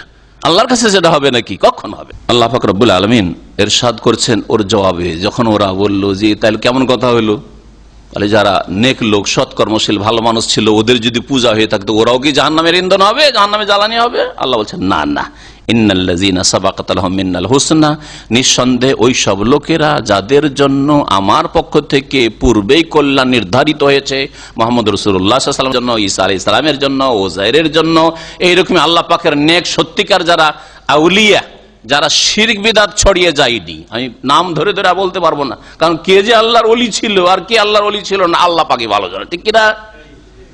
যদি শিরক বিদআতের শিক্ষা দিয়ে থাকে তো আল্লাহর ওলি তাহলে হইতে পারেনি। যারা সত্যিকার আল্লাহ পাকের ওলি ছিল, তৌহিদের উপর, সুন্নতের উপর প্রতিষ্ঠিত ছিল, তারা আম্বিয়া রসুলগণ হন না কেন, অথবা আম্বিয়া ছাড়া অন্য লোকেরা হন না কেন, তাদের যদি পুজো হয়ে থাকে, উলাইকা আনহা মুবাদুন, এদেরকে এই জাহান্নাম থেকে কি করা হবে? বহু দূরে রাখা হবে। তাহলে উদাহরণস্বরূপ, যদি হিন্দুদের দেবতা রাম, তাই না, রাম যদি তৌহিদবাদী হয়ে থাকে, তৌহিদের ওপর থেকে থাকে, উদাহরণস্বরূপ ধরেন, আমরা কিছু জানি না, হ্যাঁ না কোনোটাই বলবো না, যদি তৌহিদের ওপর থেকে থাকে, তাহলে তার পূজা যতই কোটি কোটি মানুষ করুক না কেন, হরে রাম হরে কৃষ্ণ করুক না কেন, উলাইকা আনহা মুবাদুনে শামিল হবে না? হবে না। তাহলে আল্লাহ জাহান্নাম থেকে দূরে রাখবেন। কিন্তু তার ধর্ম যদি শিরকের ধর্ম থেকে থাকে, বা সে যদি শিরকের শিক্ষা দিয়ে গিয়ে থাকে, বহুত্ববাদের শিক্ষা দিয়ে গিয়ে থাকে, তাহলে হাসাবো জাহান্নাম, জাহান্নামের ইন্ধন অবশ্যই হতে হবে। লা ইয়াসমাউনা হাসিসাহা, আল্লাহ পাক রব্বুল বলছেন যে এই নেক লোকেরা, সৎকর্মশীল লোকেরা, যাদের গায়ের জোরে পূজা করা হয়েছে, আরে ইমাম আবু হানিফা রাহমাতুল্লাহ আলাইহি মারা গেলেন, তার মাজার বানিয়ে বসলেন আপনি, তাই না? যদি এইরকম কাজ করেন, ইমাম বুখারী রাহমাতুল্লাহ আলাইহি ইন্তেকাল করলেন, আর কবর হইল সাধারণ কবর, তখন হল তার জীবদ্দশায়, আর তিনি কল্পনা করেননি যে আমার কবরকে কোনোদিন পাকা করে পূজা হবে, আর তার পূজা শুরু হয়ে গেল। যদি এটা হয় তাহলে তাদের কি দোষ? তাদের তো কোনো দোষ নাই না। আল্লাহ বলছেন তাই লা ইয়াসমাউন হাসিসাহা, এই নেক লোকেরা যারা শিরক থেকে, বিদআত থেকে, গুমরাহি, ভ্রষ্টতা থেকে সতর্ক করে গেছে, যারা সত্য দিনের দাওয়াত দিয়ে গেছে, তাদের যদি পুজো হয় তবুও তারা জাহান্নামেও যাবে না, জাহান্নাম থেকে দূরে তারা থাকবে অনেক, আর তারা জাহান্নামের ক্ষীণতম শব্দ পর্যন্ত শুনবে না।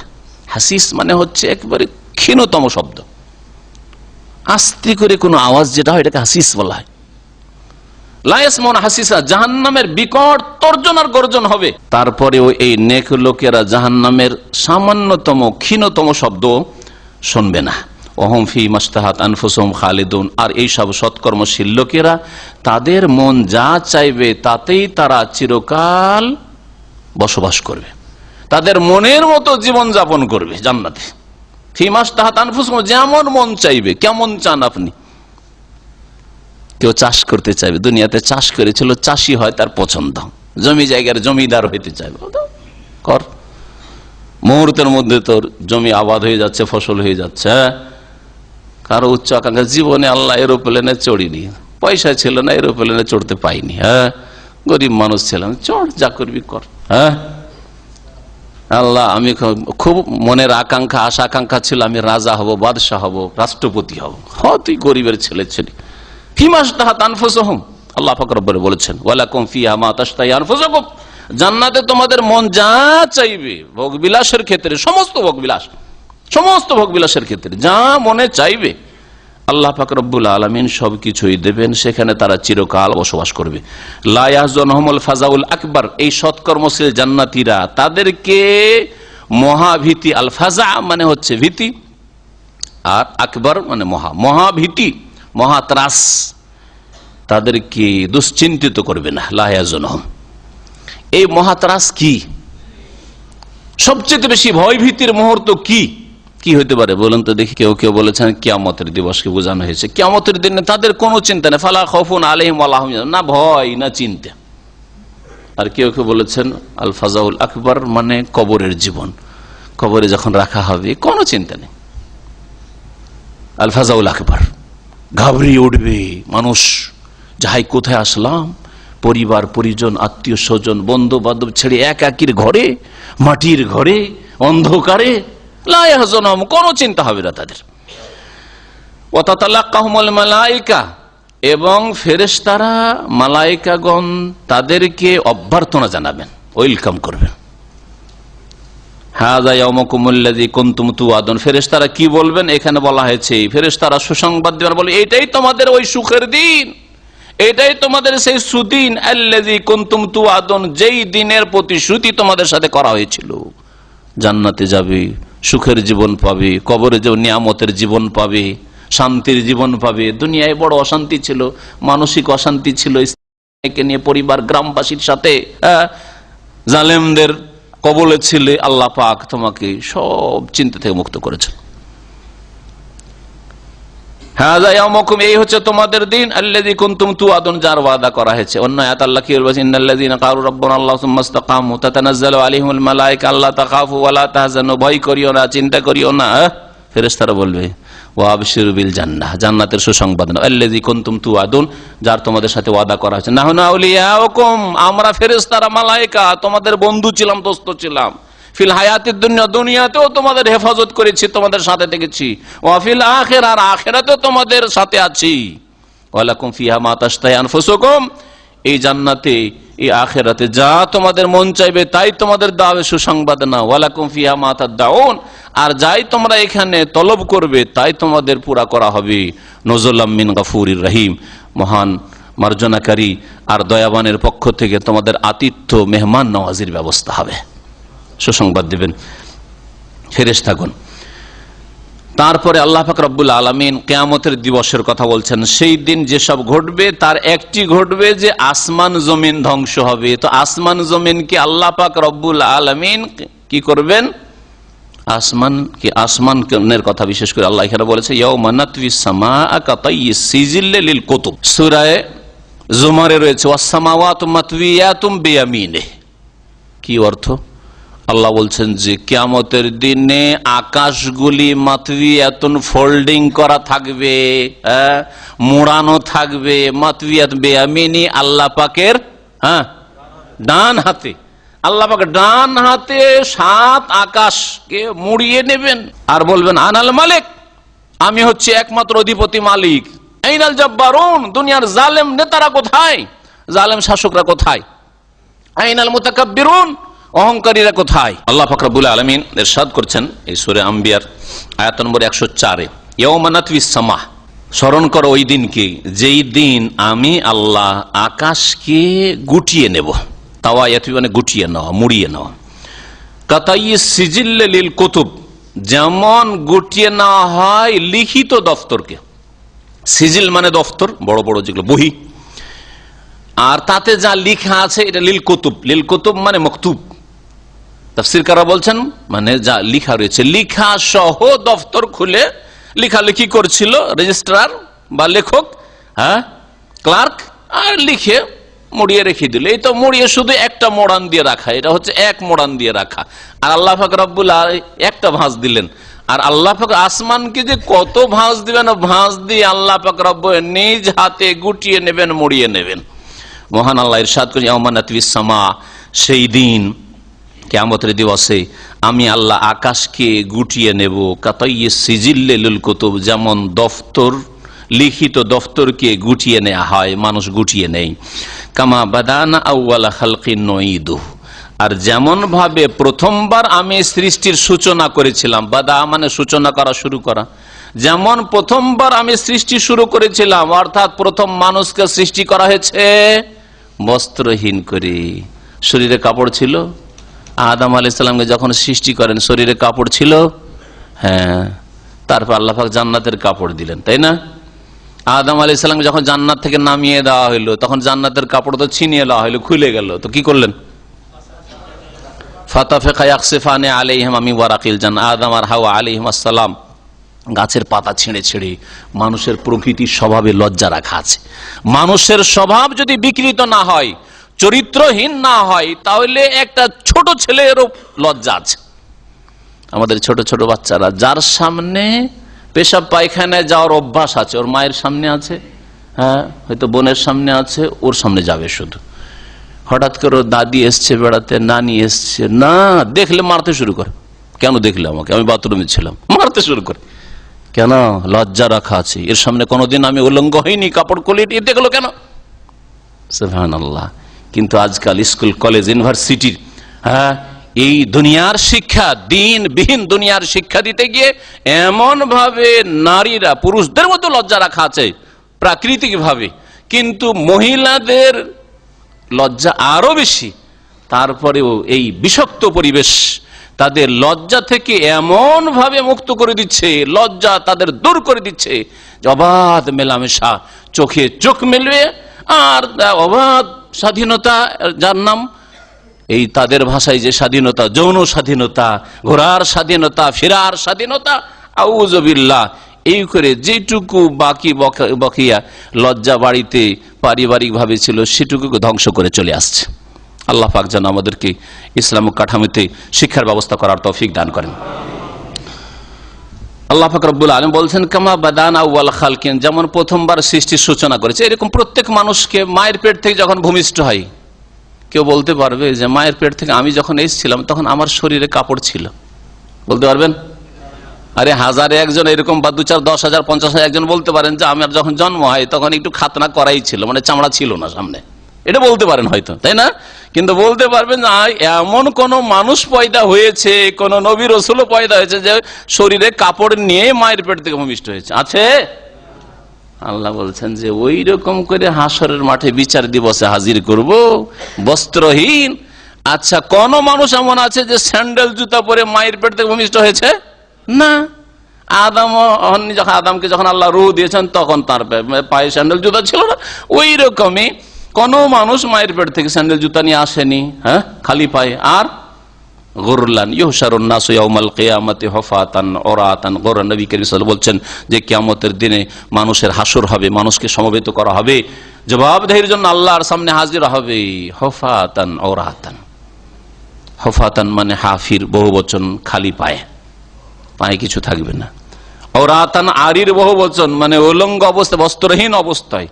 গুরলান আগরালের বহুবচন, এর মানে হচ্ছে খাতনাবিহীন, খাতনা থাকবে না। খাতনা হয়েছিল দুনিয়াতে, তারপরও যখন আল্লাহ আবার সৃষ্টি করবেন, হ্যাঁ, কবর থেকে উঠবে, খাতনাবিহীন হাজির হবে। মা আয়েশা রাদিয়াল্লাহু তাআলা বলছেন, ইয়া রাসূলুল্লাহ, কি লজ্জাকর অবস্থা! আর রিজাল ওয়ান নিসা জামিয়ান, অসংখ্য পুরুষ, অসংখ্য মহিলা, আর ওর মাঝখানে সবাই উলঙ্গ হয়ে উঠবে, এটা কেমন কথা হইল? কি লজ্জার অবস্থা! কেমন করে কি করব? নবী করিম সাল্লাল্লাহু আলাইহি ওয়াসাল্লাম বলছে, ইয়া আয়েশা, তো হে আয়েশা, আল আমরু আশাদ্দু মিন আন ইয়ানজুরা বাযুহুম ইলা বায, সেই সময় এমন ভয়াবহত হবে, এমন মানুষ ভয়ে ভীত হবে, সন্ত্রস্ত হবে, নাফসি নাফসি করবে, তার শরীরে কি আছে না আছে, আর কার শরীরে কি আছে কোন হদিস থাকবে না, কোন খোঁজ খবর থাকবে না, কোন খোঁজ খবর থাকবে না। হাই হাই হাই, এই অবস্থা হবে। আল্লাহু আকবার। এই হচ্ছে আল ফাজুল আকবার, মহা ভীতির দিবস। আল্লাহ পাক বলছেন নঈদুহু, আমি সেই দিকে ফিরিয়ে নিয়ে আসো, মানে পুনরায় ওইভাবে সৃষ্টি করব, প্রথমবার যেভাবে সৃষ্টির সূচনা করেছিলাম সেইভাবে পুনরায় সৃষ্টি করব। ওয়াদান আলাইনা, এটা হচ্ছে আমার ওপর প্রতিশ্রুতির দায়িত্ব। এই প্রতিশ্রুতি পূরণ করা আমার দায়িত্ব। ওয়াদান আলাইনা, আমার পক্ষ থেকে হচ্ছে প্রতিশ্রুতি, ওয়াদা। ইন্না কুন্না ফাইল, নিঃসন্দেহে আমি তার বাস্তবায়ন করব, সেটা কাজে পরিণত করব, আল্লাহ করবেন। ওয়ালাকাদ কাতাবনা ফিজ জাবুরি মিন বাদি যিকরি আন্নাল আরদা ইয়ারিসুহা ইবাদিয়াস সালিহুন। আল্লাহ পাক তারপরে বলছেন এই পৃথিবীর নেতৃত্ব কে পাওয়ার অধিকার রাখে। আজকালকার মুসলিমকেও যদি জিজ্ঞেস করা হয় তাহলে বলবে পৃথিবীর নেতৃত্ব পাওয়ার অধিকার কে রাখে? যার কাছে সায়েন্স রয়েছে, যার কাছে টেকনোলজি রয়েছে, যার কাছে অস্ত্র রয়েছে, যার কাছে জনবল রয়েছে, যার সেনাবাহিনী বেশি জোরদার রয়েছে, সে নেতৃত্ব পাবে। কথা ঠিক? ভুল কথা, ভুল কথা শুনে রাখেন। তাই যদি হইতো তো রাসূলুল্লাহ সাল্লাল্লাহু আলাইহি ওয়াসাল্লাম কখনো নেতৃত্ব পেতেন না, আবু বকর রাদিয়াল্লাহু আনহু কখনো খেলাফত পেতেন না, ওমর কখনো খেলাফত পেতেন না, উসমান আলী কখনো খেলাফত পেতেন না, মুয়াবিয়া রাদিয়াল্লাহু কখনো খেলাফত পেতেন না। তাদের চাইতে অনেক শক্তিশালী ছিল পারস্য সাম্রাজ্য, রোম সাম্রাজ্য, ঠিক কিনা? হ্যাঁ, মোগলরা কখনো ভারতের নেতৃত্ব পেত না। এখনো ভারতে 15 থেকে 20% মুসলমান, হ্যাঁ, আর তখনও এই 15 থেকে 20% এর চাইতে কমই ছিল, হয়তো মুসলমান বেশি ছিল না। তারপরে এই 15% মুসলিমকে আল্লাহ পাক 800 বছর ভারত মহাদেশে রাজত্ব দিয়েছেন। তেমনি হ্যাঁ, বাবর কোথায় ছিলেন? হ্যাঁ, আকবর কোথায়? আওরঙ্গজেব কোথায়? ঠিক না? জাহাঙ্গীর কোথায়? শেরশাহ সূরি কোথায়? তাদের রাজত্ব কোথায় ছিল? আল্লাহ পাক রব্বুল আলামিন এই কথা এই আয়াতে বলেছেন। আর এরকম বেশ কিছু আয়াত রয়েছে। এই বিষয়টি ভালো করে শুনুন যে আমরা কোন দিকে চললে আল্লাহ পাক আমাদের হারিয়ে যাওয়া নেতৃত্ব আবার ফিরিয়ে দেবেন। আমাদের 1000 বছরের নেতৃত্ব হারিয়ে গেছে, খেলাফত শেষ হয়ে গেছে, খেলাফতের রাশেদা শেষ হয়েছে, ওমাইয়া বংশের খেলাফত ইসলামী খেলাফত শেষ হয়েছে, আব্বাসী ইসলামী খেলাফত শেষ হয়েছে, তুর্কিদের ইসলামী খেলাফত শেষ হয়েছে, মোগলদের রাজত্ব, মুসলিম রাজত্ব শেষ হয়েছে। আমরা ব্রিটিশদের, ইংরেজদের গোলামি করেছি 200-250 বছর ধরে, আর তারপরে এখনো গোলামির জীবন যাপন করছে। যদিও ক্ষুদ্র ক্ষুদ্র কিছু দেশ পেয়েছে হয়তো মুসলিমরা, কিন্তু মানসিক আর সার্বিক দিক থেকে গোলামি ছাড়া আর কিছু আমরা পাইনি। কেন? আল্লাহ পাক রব্বুল আলামিন বলছেন ওয়ালাকাদ কাতাবনা ফিজ জাবুরি মিন বাদি যিকর, নিঃসন্দেহে আমি লিখে রেখেছি। আল্লাহ বলছে লিখে রেখেছি। আল্লাহ লিখে রাখা দুই রকম। একটা হচ্ছে শরীয়তি লিখে রাখা, কিতাবা শারঈয়া, মানে আল্লাহ পাক তার নাযিলকৃত কিতাবগুলিতে লিখে দিয়েছেন। তাওরাতে, জবুরে, হ্যাঁ, ইনজিলে, কোরআনে আল্লাহ লিখে দিয়েছেন, লিখা আছে না? জি হ্যাঁ। আর একটা লিখা হচ্ছে কিতাবা কাদরিয়া, সৃষ্টিগত তকদিরগত ভাবে লিখে রাখা। আল্লাহ পাক ভাগ্যে নির্ধারণ করেছেন। যেমন আমরা বলি এটা আমার ভাগ্যের লিখনি, বলি না? তা লিখনি শব্দটা ব্যবহার করছি, কোন জায়গায় লিখা না, ভাগ্যের লিখনি। আল্লাহ পাক ভাগ্যে নির্ধারণ করেছেন। তো লিখাটা নির্ধারণের অর্থে, তাকদীরের অর্থে ব্যবহার হয়। তো এখানে দুটোই তাফসীর হইতো। ওয়ালাকাদ কাতাবনা, নিঃসন্দেহে আমি লিখে রেখেছি, মানে ভাগ্যে নির্ধারণ করেছি। আর আমি কিতাবাদিতে, আসমানি কিতাবে লিখেও রেখেছি কি? ফিজ জাবুরি মিন বাদি যিকর, জবুরে মিন বাদি যিকর, উপদেশের পরে। জবুরে উপদেশের পরে। এর বা তাফসীর কি? এরও দুটো তাফসীর। একটা তাফসীর বাহ্যিক তাফসীর, জবুর মানে দাউদ আলাইহিস সালামের উপর নাজিল করা কিতাব, আর মিন বাদি যিকর উপদেশের পরে মানে দাউদ আলাইহিস সালামের আগে যে একটি বড় উপদেশের কিতাব এসেছিল সেটি হচ্ছে তাওরাত, মুসা আলাইহিস সালামের প্রতি নাজিলকৃত কিতাব। তাহলে মুসা আলাইহিস সালামের উপর নাজিলকৃত যে জিকির উপদেশ ছিল, যাকে আল্লাহ জিকির বলেছেন, তাতেও লিখেছি। সেই কিতাবে লিখার পরে আবার দাউদ আলাইহিস সালামের উপর নাজিলকৃত আসমানি কিতাব জবুরেও এই কথা লিখে রেখেছি। এটা হচ্ছে একটি তাফসীর। আর একটি তাফসীর হচ্ছে, শোনেন ভালো করে, ওয়ালাকাদ কাতাবনা ফিজ জাবুরি, জবুর মানে যে কোনো লিখনি, যে কোনো কিতাব। নিঃসন্দেহে আমি লিখে রেখেছি ফিজ জাবুরি মিন বাদি যিকর, উপদেশের পরে আসমানি কিতাব সমূহে। জবুর মানে যে কোনো কিতাব, আর মিম্বাদ জিক উপদেশের পরে এই জিকির বোঝানো হয়েছে লৌহে মাহফুজকে, ভাগ্যলিপি, যেখানে তাকদীর লেখা আছে, যেখানে আসমানি কিতাবগুলি লেখা আছে, কোরআনে কারীম লেখা ছিল, সেখান থেকে আল্লাহ পাক নাযিল করেছেন। তাহলে জিকির মানে লৌহে মাহফুজ হয়ে গেল, আর জবর মানে যে কোনো কিতাব। তাহলে প্রথম আল্লাহ পাক লৌহে মাহফুজে সুরক্ষিত ফলকে লিখে রেখেছেন এই বিষয়টি, যে বিষয়টি আসছে। নেতৃত্ব কে পাবে, খেলাফত কে পাবে, ক্ষমতা কে পাওয়ার অধিকার রাখে, কার হক, এটা লেখা আছে। এই কথাটি লৌহে মাহফুজে লেখা আছে। আর জবুর মানে সবগুলি কিতাবে লেখা, তাওরাত, ইনজিল, জবুর, কোরআন, সব কিতাব আসমানি কিতাবে লেখা আছে। সুহুফে ইব্রাহিম আলাইহিস সালামের সহিফায় লেখা আছে। কি লেখা আছে? আন্নাল আরদা ইয়ারিসুহা ইবাদিয়াস সালিহুন, যে জমিনের উত্তরাধিকারী হবে আমার সৎকর্মশীল বান্দারা, আমার নেক বান্দারা এই পৃথিবীর উত্তরাধিকারী হবে, জমিনে নেতৃত্ব পাবে, খেলাফত পাবে। এই কথা আল্লাহ লিখে রেখেছেন। কোন বান্দারা? অসৎ মুসলিম, ভোগবিলাসী পাপিষ্ট মুসলিম, মদখোর মুসলিম, হ্যাঁ জি, অবাধ মেলামেশা ছড়াতে চায়, অশ্লীলতা ছড়াতে চায়, এইরকম মুসলিম। এই জন্য এদেরকে এইরকম নেতৃত্ব দিল, আর আসলে কাফেরদের গোলামি করছে। যারা মদখোর শাসক, যারা হারাম খায়, হারামের প্রচার করে, অশ্লীলতা ছড়ায়, শিরক ছড়ায়, বিদআত ছড়ায়, আল্লাহদ্রোহিতা করে, মানবরচিত বিধানের বাস্তবায়ন করে, এরা যদিও নেতৃত্ব পেয়েছে, বাহ্যিক মনে হচ্ছে গদিতে আসলো, এরা দীর্ঘদিন রাজত্ব করলো, অমুক করলো, তমক করলো, দেশের শাসক হলো, এরা আসলে ইহুদি নাসারাদের গোলামি করছে, কুফরি শক্তির গোলামি করছে। জি হ্যাঁ। আর সত্যিকার অর্থে স্বাধীন মানসিক গোলামি থেকে মুক্ত নেতৃত্ব, মানসিক দিক থেকে নেতৃত্ব খেলাফতে রয়েছে, শারীরিক দিক থেকে খেলাফতে রয়েছে, আর সার্বিক দিক থেকে নেতৃত্বে রয়েছে। এইরকম কারা হবে? ইবাদিয়াস সালিহুন। আল্লাহ বলছেন আমার নেক বান্দারা, নেক বান্দারাকে আমি জমিনের ওয়ারিস করব। এই কথা যুগে যুগে আসমানি কিতাবে ঘোষণা করেছি, লৌহে মাহফুজ লেখার পরে। এই আয়াতটিকে বা এই বিষয়টিকে আল্লাহ পাক রব্বুল আলামিন অন্যান্য আয়াতে উল্লেখ করেছেন। সূরা নূরের তাফসিরে একটি আয়াতের তাফসির করেছিলাম, কারো মনে আছে আয়াত? হ্যাঁ, কে বলতে পারেন কি আয়াত? ওয়াদাল্লাহুল্লাযীনা আমানু মিনকুম ওয়া আমিলুস সালিহাত। আল্লাহ পাক ওয়াদা করছেন ওই সব লোকদের সাথে যারা তোমাদের মধ্য থেকে ঈমানদার হয়েছে, আমানু মিনকুম। আর শুধু মুমিন জাতি তো মুসলিম না, ওয়া আমিলুস সালিহাত, যারা সৎকর্মশীল, ইবাদিয়াস সালিহুন। এখানে ইবাদিয়াস সালিহুন, ওখানে কি বললেন আল্লাহ? ঈমান এবং নেক আমল যাদের মধ্যে রয়েছে তাদের সাথে আল্লাহ ওয়াদা করেছেন কিসের? লা ইস্তাখলিফান্নাহুম ফিল আরদ, পৃথিবীতে কি করবেন? তাদেরকে খেলাফত দান করবেন, নেতৃত্ব দান করবেন। আর কি করবেন? সংক্ষেপে বলছি, গোটা আয়াতে তাফসীর করছি না। ওয়ালা ইউমাক্কিনান্না লাহুম দীনাহুমুল্লাযী ইরতাদা লাহুম, তাদের দ্বীনকে, জীবন বিধানকে, কোরআনী জীবনকে, ইসলামকে শক্তিশালী করবেন আল্লাহ পাক রব্বুল আলামিন। কেন মুসলিম হয়ে দুর্বল? হ্যাঁ, কারণ আল্লাহর দিন থেকে সরে গেছি আমরা, আমাদের নেতৃত্ব আল্লাহর দিন থেকে অনেকটা সরে গেছে। আমাদের শুধু তাদের দোষ দিলে হবে, দোষ চাপালে হবে না। আমাদের মুসলিম সমাজ আল্লাহর দিন থেকে সরে গেছে। অধিকাংশ মুসলিম নামাজটা পড়ে দেয় না। কোন সরকার আছে, জালেম শাসক আছে যে নামাজ পড়তে নিষেধ করছে, বারণ করছে? আছে নাকি? হ্যাঁ, আরে সীমিত আকারে যদি আপনি যেটুকু পারছেন ব্যক্তি জীবনের ইসলাম তা পালন করতে কোন শাসক নিষেধ করেছে? যে মুসলিম শাসক বলছে রোজা রাখতে দেবো না, যাকাত দিতে দেবো না, হজ করতে দেবো না, উমরা করতে যেতে দেবো না, নামাজ পড়তে দেবো না, আছে? মসজিদ বানাইতে দেবো না, এমনটা তো নেই।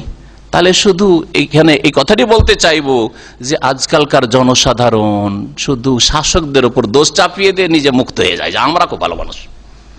তোমাদের সিংহভাগ, তোমার 5 ভাইয়ের মধ্যে 1 ভাই নামাজ পড়ো, বাকিগুলি বেনামাজি বেদিন। অধিকাংশ মুসলিম দেশের শিরক কুফরি, কবর মাজার পূজা করছে, বিদআত ছড়াচ্ছে আর দোষ চাপাচ্ছে ওদের উপর। কোনখানে বাধ্য করে যে শিরক করার জন্য, বিদআত করার জন্য? কোন মুসলিম বলতে পারেন যে শাসক, জালেম শাসক আপনার বলছে যে মাজারে যেতে বাধ্য? কোথায়? তাহলে সবগুলি দোষ ওদের উপর চাপিয়ে দিলেন, আর আপনারা সব মাশাআল্লাহ খুব ভালো দিনদার মুসলিম হয়ে গেছেন। না, আপনাদের সমাজ থেকে ওরা উঠে গেছে।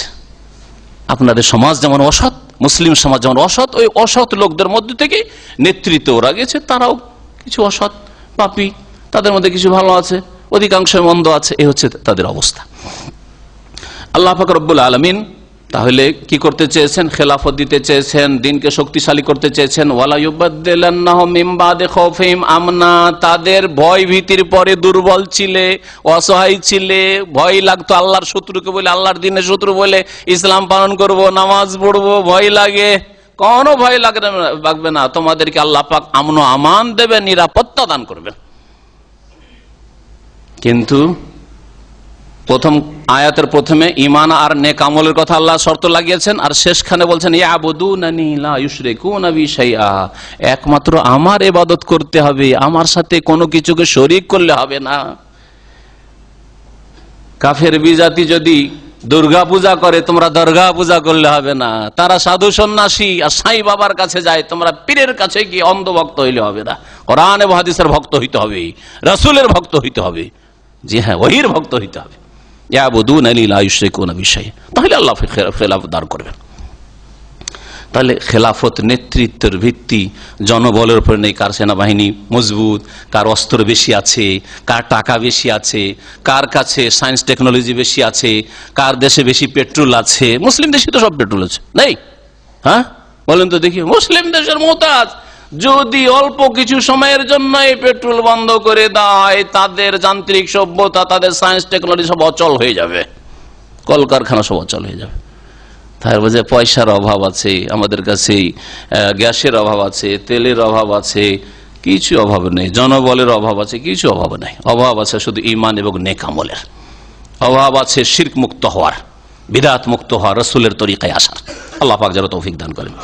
ওয়া আনতুমুল আলাউনা ইন কুনতুম মুমিনিন, তৃতীয় আরেকটি আয়াত শুনে রাখেন, তোমরাই আলাউন, উপরে থাকবে, আলার বহুবচন, কিন্তু শর্ত ইন কুনতুম মুমিনিন, যদি তোমরা সত্যিকার অর্থে ঈমানদার হও, মুমিন হও।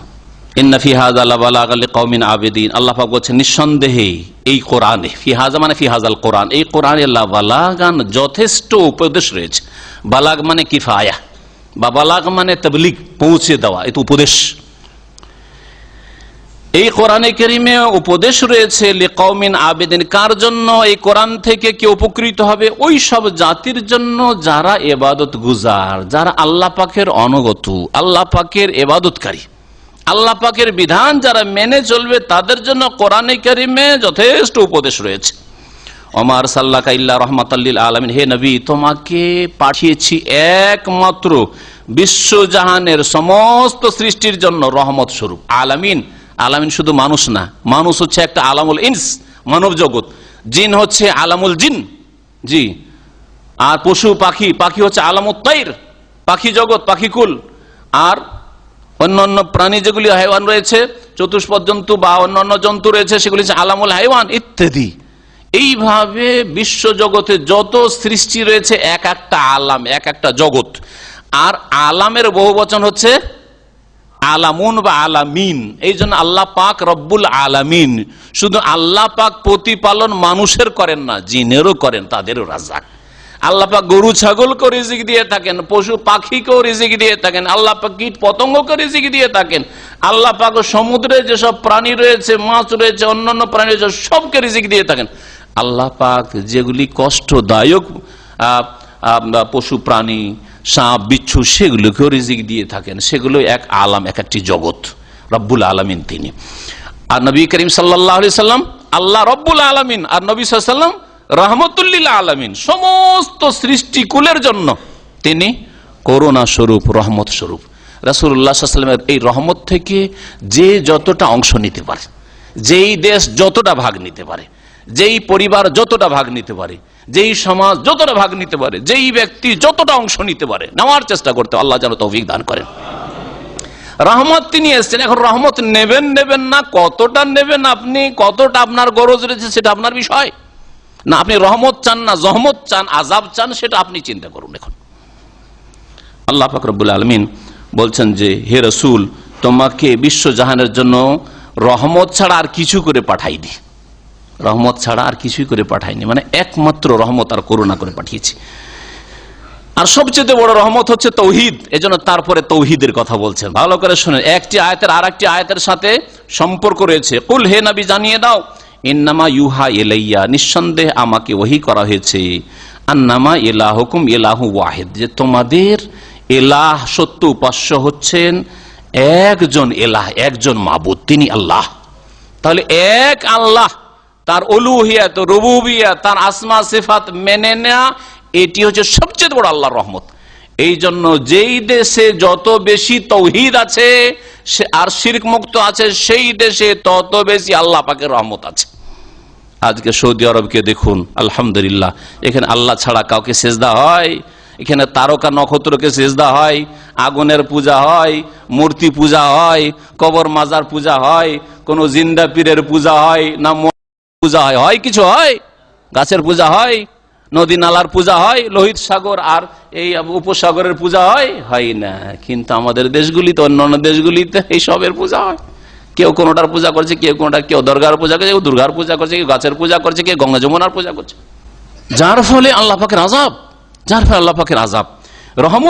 রহমত হচ্ছে তৌহিদ। আল্লাহর তৌহিদ যদি থাকে আর শিরক মুক্ত করতে পারে, তাই আল্লাহর রহমত নেমে আসবে। নবী সাল্লাল্লাহু আলাইহি সাল্লামকে যে রহমত করে আল্লাহ পাঠিয়েছেন, সেই রহমতে সবচেয়ে বেশি ভাগ পাবেন। চিন্তা করুন, এইসব দেশে একটা ফল হয় না। পানিটা আজকে আমাদের এক ভাই একটু আগে আমার আলোচনা শুরু করার আগে বললেন যে এইখানে যে পানিটা সাপ্লাই করে তাদের কোম্পানি, ও যে আল কাসিম থেকে আসে। তারপরে যেই পানিগুলি পান করছেন, মিষ্টি পানি, এগুলিও সামুদ্রিক পানি। সমুদ্রের পানিকে শোধন করে লবণ মুক্ত করে আপনাদের জন্য, আমার জন্য পেশ করা হয়। তারপরে এইখানে কত পর্যাপ্ত পরিমাণে আর কত পরিষ্কার পরিচ্ছন্ন পানি খেতে পারছেন। আর আমাদের দেশে মিষ্টি পানি 2 হাত খনন করলেই, মাটিতে 2 হাত নিচে গেলেই পানি পাওয়া যায়। আর তারপরেও কত যে পানিতে আর্সেনিক আর কত যে জীবাণু আর কত যে বালা মুসিবত আল্লাহ জানে। পানির কারণে পেট খারাপ হয়, হয় না? কেন? এত মিষ্টি থাকা সত্ত্বেও, এত মিষ্টি পানি, এত পানির অভাব মুক্ত, পানির কোনো অভাব নেই, তারপরেও পানিতে কোনো শান্তি নাই। কেন? পানি দোষমুক্ত কেন নয়? পানিতে বালা মুসিবত কেন? কারণ শিরকে ডুবে আছে সমাজ, আল্লাহ পাকের দিন থেকে সরে গেছে, তৌহিদ থেকে সরে গেছে। এই জন্য আল্লাহ পাক রব্বুল আলামিন বলছেন, ফাহাল আনতুম মুসলিমুন, আল্লাহ এক ইলাহ, সত্যিকার ইলাহ, আর কোন সত্য মাবুদ নেই। তাহলে তোমরা, হে মানুষ, তোমরা কি আত্মসমর্পণ করবে? এই কথা কি মানবে তোমরা? যদি মানো তাহলে তোমাদের জন্য রাসূল রহমত, আর না মানো তাহলে তোমাদের জন্য রাসূল রহমত নন। ফাইন তাওয়াল্লাউ, তারা যদি ফিরে যায়, না মানে অমান্য করে, ফাকুল, তাহলে হে নবী তুমি জানিয়ে, আযানতুকুম আলা সাওয়া, তোমাদেরকে যথাযথভাবে আমি জানিয়ে দিলাম, ঘোষণা করে। আযানা মানে ঘোষণা করে দেওয়া, জানিয়ে দেওয়া। আযানকে আযান এই জন্য বলা হয়, আযানের মাধ্যমে কি জানানো হয়, কি ঘোষণা করা হয়? যে নামাজের সময় শুরু হয়ে গেছে, নামাজের ওয়াক্ত হয়ে গেছে, এই জন্য আযানকে আযান। আযানতুকুম মানে আলামতুকুম, আলামতুকুম দুটি হইতে পারে, এলাম আর এলান, ঘোষণা।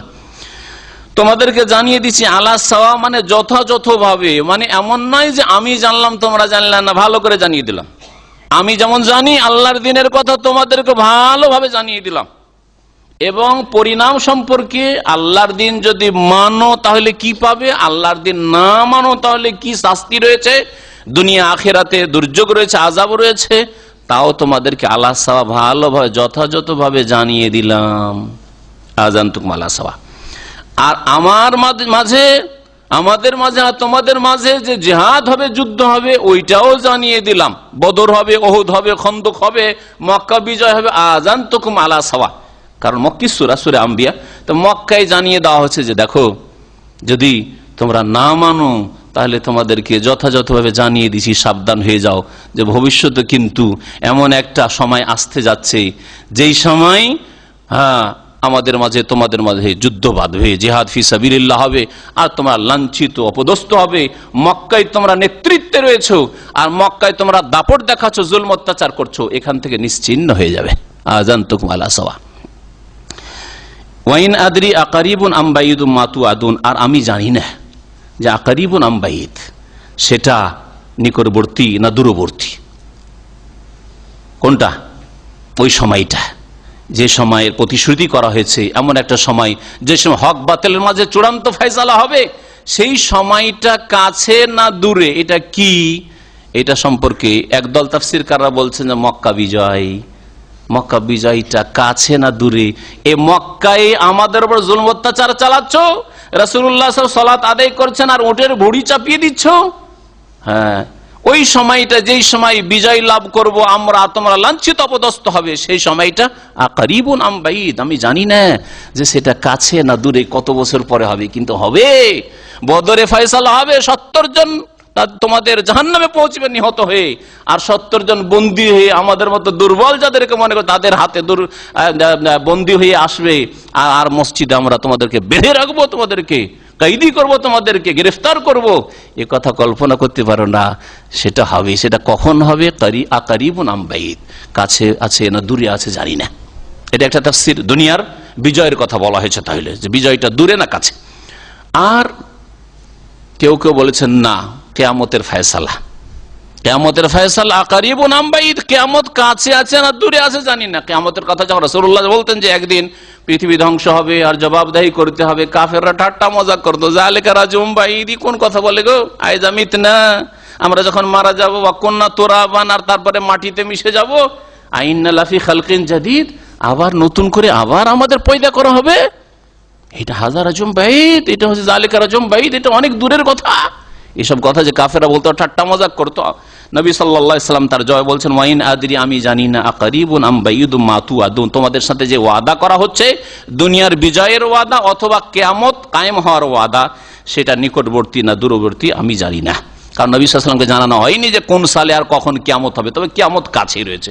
নবী সাল্লাল্লাহু আলাইহি ওয়াসাল্লামকে এই কথাও জানানো হয়নি যে মক্কায় তুমি কত বছর থাকবে, আর মদিনা যাওয়ার পরে কয় বছর পরে মক্কা বিজয় হবে আর বদর উহুদ হবে, ওইটাও জানানো হয়নি। নবী করিম সাল্লাল্লাহু আলাইহি ওয়াসাল্লাম আলেমুল গায়ব ছিলেন না। গায়েব অদৃশ্যের খবর একমাত্র আল্লাহ পাক জানেন সব কথা। আর নবী সাল্লাল্লাহু আলাইহি ওয়াসাল্লাম অতটাই জানতেন যতটা তাকে জানানো হয়েছে। জানানো হয়নি সময়সীমা যে 8ম হিজরিতে মক্কা বিজয় হয়ে যাবে, 2য় হিজরিতে বদর হয়ে যাবে, 3য় হিজরিতে উহুদ হবে, 5ম হিজরিতে খন্দকের যুদ্ধ হবে, কিছু জানানো হয়নি। ওয়াইন আদরি, আমি জানি না। ইন্নাহু ইয়ালামুল জাহরা মিনাল কওলি ওয়া ইয়ালামু মা তাকতুমুন, নিঃসন্দেহে সে আল্লাহ পাক রব্বুল আলামিন জানেন আল জাহরা মিনাল কওলি, ওই সব কথা যা প্রকাশ করো, যে কথা প্রকাশ্যে হয়ে থাকে মানুষের, তাও আল্লাহ জানেন। ওয়া ইয়ালামু মা তাকতুমুন, আর যা তোমরা লুকায়িত রাখো, লুকিয়ে লুকিয়ে মনে মনে বলো, চুপি সারে বলো, তাও আল্লাহ পাক জানেন। মনে লুকিয়ে রেখেছো, মুখে ফুটেও ফিসফিস করেও বললেন না, সেটাও আল্লাহ জানেন। ওয়াইন আদরি লাআল্লাহু ফিতনাতুন লাকুম, আর আমি এটাও জানি না যে হতে পারে, লাআল্লাহু সম্ভবত, ফিতনাতুন লাকুম, এটা মানে এই যে বিলম্ব, বিজয় হাসিল হচ্ছে না মুসলিমদের, হ্যাঁ, বা তোমাদেরকে আল্লাহ ছাড় দিয়েছেন, দাপট দিয়েছেন, ক্ষমতা দিয়েছেন, কুফরি শক্তির যে দাপট আর ক্ষমতা, লাআল্লাহু ফিতনাতুন লাকুম, হতে পারে যে এটা তোমাদের জন্য পরীক্ষা স্বরূপ। কাফেরদেরকে ছাড় দেওয়া, ছেড়ে দেওয়া নয়, ছাড় দেওয়া আল্লাহ পাকের পক্ষ থেকে পরীক্ষা। বেনামাজিদেরকে কোনো রোগ না দেওয়া, বালা মুসিবত না আসা, তাদের দুর্ঘটনা না হওয়া, আল্লাহ পাকের পক্ষ থেকে ফিতনাতুল লাকুম, বেনামাজিরা শুনে রাখো, তোমাদের জন্য পরীক্ষা। পরীক্ষা কারণ আমোদ ফুর্তিতে রয়েছে, এই লোকটা নামাজ পড়ে তারপরও অসুখ থাকে ম্যাক্সিমাম সময়, আর আমি একটা নামাজও পড়ি না, রোজাও রাখি না, না কোনো বালা মুসিবত না অসুখ, আর স্যালারি মাসের মাস আসছে, এত টাকা ইনকাম করলাম, মনে করে যে আল্লাহ খুব খুশি আছে আমার উপর, তাই না? এটা ফিতনা, পরীক্ষা, আল্লাহর পরীক্ষা। আল্লাহ তোমাকে চাই যে তুমি গোমরা হও, গোমরা করার জন্য তোমাকে সুস্থ রেখেছে বেনামাজি, গোমরা করার জন্য তোমাকে আল্লাহ পাক ভালো স্যালারি দিয়েছে, ভালো ব্যবসা বাণিজ্য দিয়েছে, টাকা পয়সা দিয়েছে। গোমরা পথিক, গোমরা পথভ্রষ্ট, জাহান্নামের ইন্ধন বানাবার জন্য আল্লাহ পাক তোমাকে নেতৃত্ব দিয়েছে, জুলম অত্যাচার করছো তারপরেও। লাআল্লাহু ফিতনাতুল লাকুম, হতে পারে এতে তোমাদের জন্য পরীক্ষা রয়েছে। ওয়া মাতাউন ইলাহিন, আর এই ভোগের সুযোগ রয়েছে কতদিন? মাতাউন, ভোগ, ভোগের সুযোগ, এইটা হচ্ছে ভোগের সুযোগ। আল্লাহ যে ছাড় দিয়েছেন এটা ভোগের সুযোগ রয়েছে এলাহীন, এক নির্ধারিত কাল পর্যন্ত বা কিছু কাল পর্যন্ত। এলাহীন মানে কিছু কাল পর্যন্ত, কিছু দিনের জন্য, যতই দাপট থাক না কেন, একদিন অসহায় হয়ে যেতে হবে, একদিন অসহায় হয়ে যেতে হবে। একদিন মালাকুল মউত কেড়ে নিয়ে চলে যাবে রূহ। কালা, রাসূলুল্লাহ সাল্লাল্লাহু আলাইহি সাল্লাম বললেন, নবী করিম সাল্লাল্লাহু আলাইহি ওয়াসাল্লাম জিহাদের ময়দানে গেলে বলতেন, যেমন হাদিসে রয়েছে। আর নবী করিম সাল্লাল্লাহু আলাইহি ওয়াসাল্লামকে আল্লাহ পাক শিখাচ্ছেন যে রাসূল বলবে, তাই বলছেন কালা, আমার রাসূল বলে, রব্বিহুকুম বিল হক, হে আমার প্রতিপালক, ওহকুম বিল হক, তুমি সত্য ফয়সালা করে দাও, ন্যায়সঙ্গত হক, ন্যায়সঙ্গত ফয়সালা বিচার করে দাও। ও রব্বুনা রহমান, আমাদের মাঝে আর বাতিল পন্থীদের মাঝে, কাফেরদের মাঝে, পাপিষ্ঠদের মাঝে আল্লাহ হক বিচার করে দাও, ন্যায়সঙ্গত ফয়সালা করে দাও, চূড়ান্ত ফয়সালা করে দাও। ও রব্বুনা রহমান, আর আমাদের প্রতিপালক তিনি দয়ার আধার, তিনি মহান করুণাময়। আল মুস্তাআনু আলা মা তাসিফুন, তোমরা যা কিছু বলো বর্ণনা করো, ওয়াসাফা ইয়াসিফু মানে বর্ণনা করা, তোমরা যা কিছু বলো আল্লাহ সম্পর্কে, আল্লাহর দ্বীনের বিরোধিতায়, আল্লাহ দ্রোহিতায়, নবী সম্পর্কে যদি ভ্রান্ত কথা বলেন, দিন সম্পর্কে ভ্রান্ত কথা বলেন, যদি আকীদা সম্পর্কে ভ্রান্ত কথা বলেন, ইবাদত বন্দেগী সম্পর্কে ভ্রান্ত কথা বলেন, মানুষকে যদি চরিত্রহীন করার জন্য ভ্রান্ত কথা বলেন, আল্লাহ পাক বলছেন আল মুস্তাআন, নবী সাল্লাল্লাহু আলাইহি ওয়াসাল্লাম বলতেন আল মুস্তাআনু আলা মা তাসিফুন, তোমরা যা কিছু বর্ণনা করো সে সম্পর্কে আল্লাহই হচ্ছেন সহায় স্থল। মুস্তাআন সহায় স্থল, এর মানে আল্লাহ পাক রব্বুল আলামিন হচ্ছেন একমাত্র সহায় স্থল, যিনি সহায়ক, যিনি সাহায্য করার মালিক, তার কাছ থেকে সাহায্য। আউন থেকে মুস্তাআন, আউন মানে হচ্ছে সাহায্য, আর মুস্তাআন মানে হচ্ছে যিনি সহায় স্থল। আল্লাহ পাক রব্বুল আলামিন সহায় স্থল, আশ্রয় স্থল, যার কাছে আমরা আশ্রয় নিয়ে থাকি, যার কাছে সাহায্য কামনা করে থাকি। তোমরা যেসব কথা বলে থাকো আল্লাহর সম্পর্কে, আল্লাহর দ্বীন সম্পর্কে, সে সম্পর্কে আল্লাহ আমাদের সাহায্যকারী। এখানে আমাদের সূরা আম্বিয়া তাফসীর শেষ হলো। আল্লাহ পাক আমাদের ভুল ভ্রান্তি যেন মাফ করে দেন। আল্লাহ আমাদেরকে ভালো কথা বলার যেন তৌফিক দান করেন, ভালো পথে চলার যেন তৌফিক দান করেন। আল্লাহ পাক কোরআনে কারীমের জীবন গড়ার তৌফিক দান করেন। আল্লাহ পাক রাসূলের তরিকায় চলার যেন তৌফিক দান করেন। আল্লাহ পাক আমাদের সকলকে জান্নাতুল ফিরদৌস যেন দান করেন। সুবহান রাব্বিকা রাব্বিল ইজ্জাতি আম্মা ইয়াসিফুন ওয়া সালামু আলাল মুরসালিন ওয়া আলহামদুলিল্লাহি রাব্বিল আলামিন। অল্প কিছু সময় বাকি আছে, এই জন্য আপনাদের কিছু প্রশ্নের উত্তর দিচ্ছি। আমাদের কিছু অনলাইনে প্রশ্ন হয়তো আছে, আমাদের ভাই পেশ করবেন, আর তার আগে আমাদের যে লিখিত প্রশ্নগুলি এসছে তার কিছু উত্তর দিচ্ছি। প্রথম প্রশ্ন যেটা আমাদের সামনে এসছে সেটা হচ্ছে, একজন ব্যক্তি মাল সামান কেনে ও চুরি করে, মানে কিনেও বিক্রি করে আর চুরি করে, একসাথে বিক্রি করে, মানে কিনে এবং চুরি করে বিক্রি করে, হারাম মালও থাকে আর হালালও থাকে। এখন তার কাছ থেকে কি কোনো সামান কেনা জায়েজ?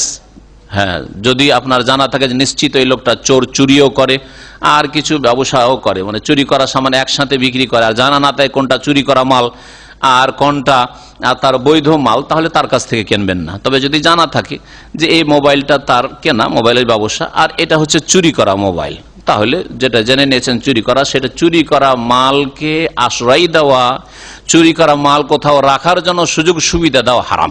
আপনিও একজন চোর। আজকাল অনেকে এরকম করে, চোর চুরি করে, গরু চুরি করে নিয়ে গিয়ে অন্যের বাড়িতে রাখে, এইরকম সাইকেল মোটরসাইকেল চুরি করলে অন্যের বাড়িতে রাখে, কারণ চোরকে তো চেনে, চোরের বাড়ি রাখলে এত ধরা পড়ে যাবে, এই জন্য ভালো মানুষের বাড়িতে রাখে। অনেক দাড়িওয়ালা লোকেরা, কারণ ওর বাড়িতে সন্দেহ করবে না যে দাড়িওয়ালা লোক আবার রাখবে, হ্যাঁ, নামাজি লোক, নামাজ আর দাড়িটা লেভেল, ওই চুরির মালকে আশ্রয় দেওয়ার জন্য, স্থান দেওয়ার জন্য, তো এটা হারাম। গ্রামে গঞ্জে অনেকে মহিলাদের চুল কিনতে আসে, এ ধরনের মহিলাদের মাথার চুল বিক্রি করা যাবে কি না? মাথার চুল বিক্রি করা যাবে না, চুল কখনো বিক্রি করবেন না, কারণ চুল কেনার মাধ্যমে হতে পারে সেহের জাদু করতে পারে, এটা মারাত্মক ক্ষতিকর হবে আপনার জন্য, আপনার স্ত্রীর জন্য, আপনার মেয়েদের জন্য। কখনো বিক্রি করবেন না, কখনো বিক্রি করবেন না।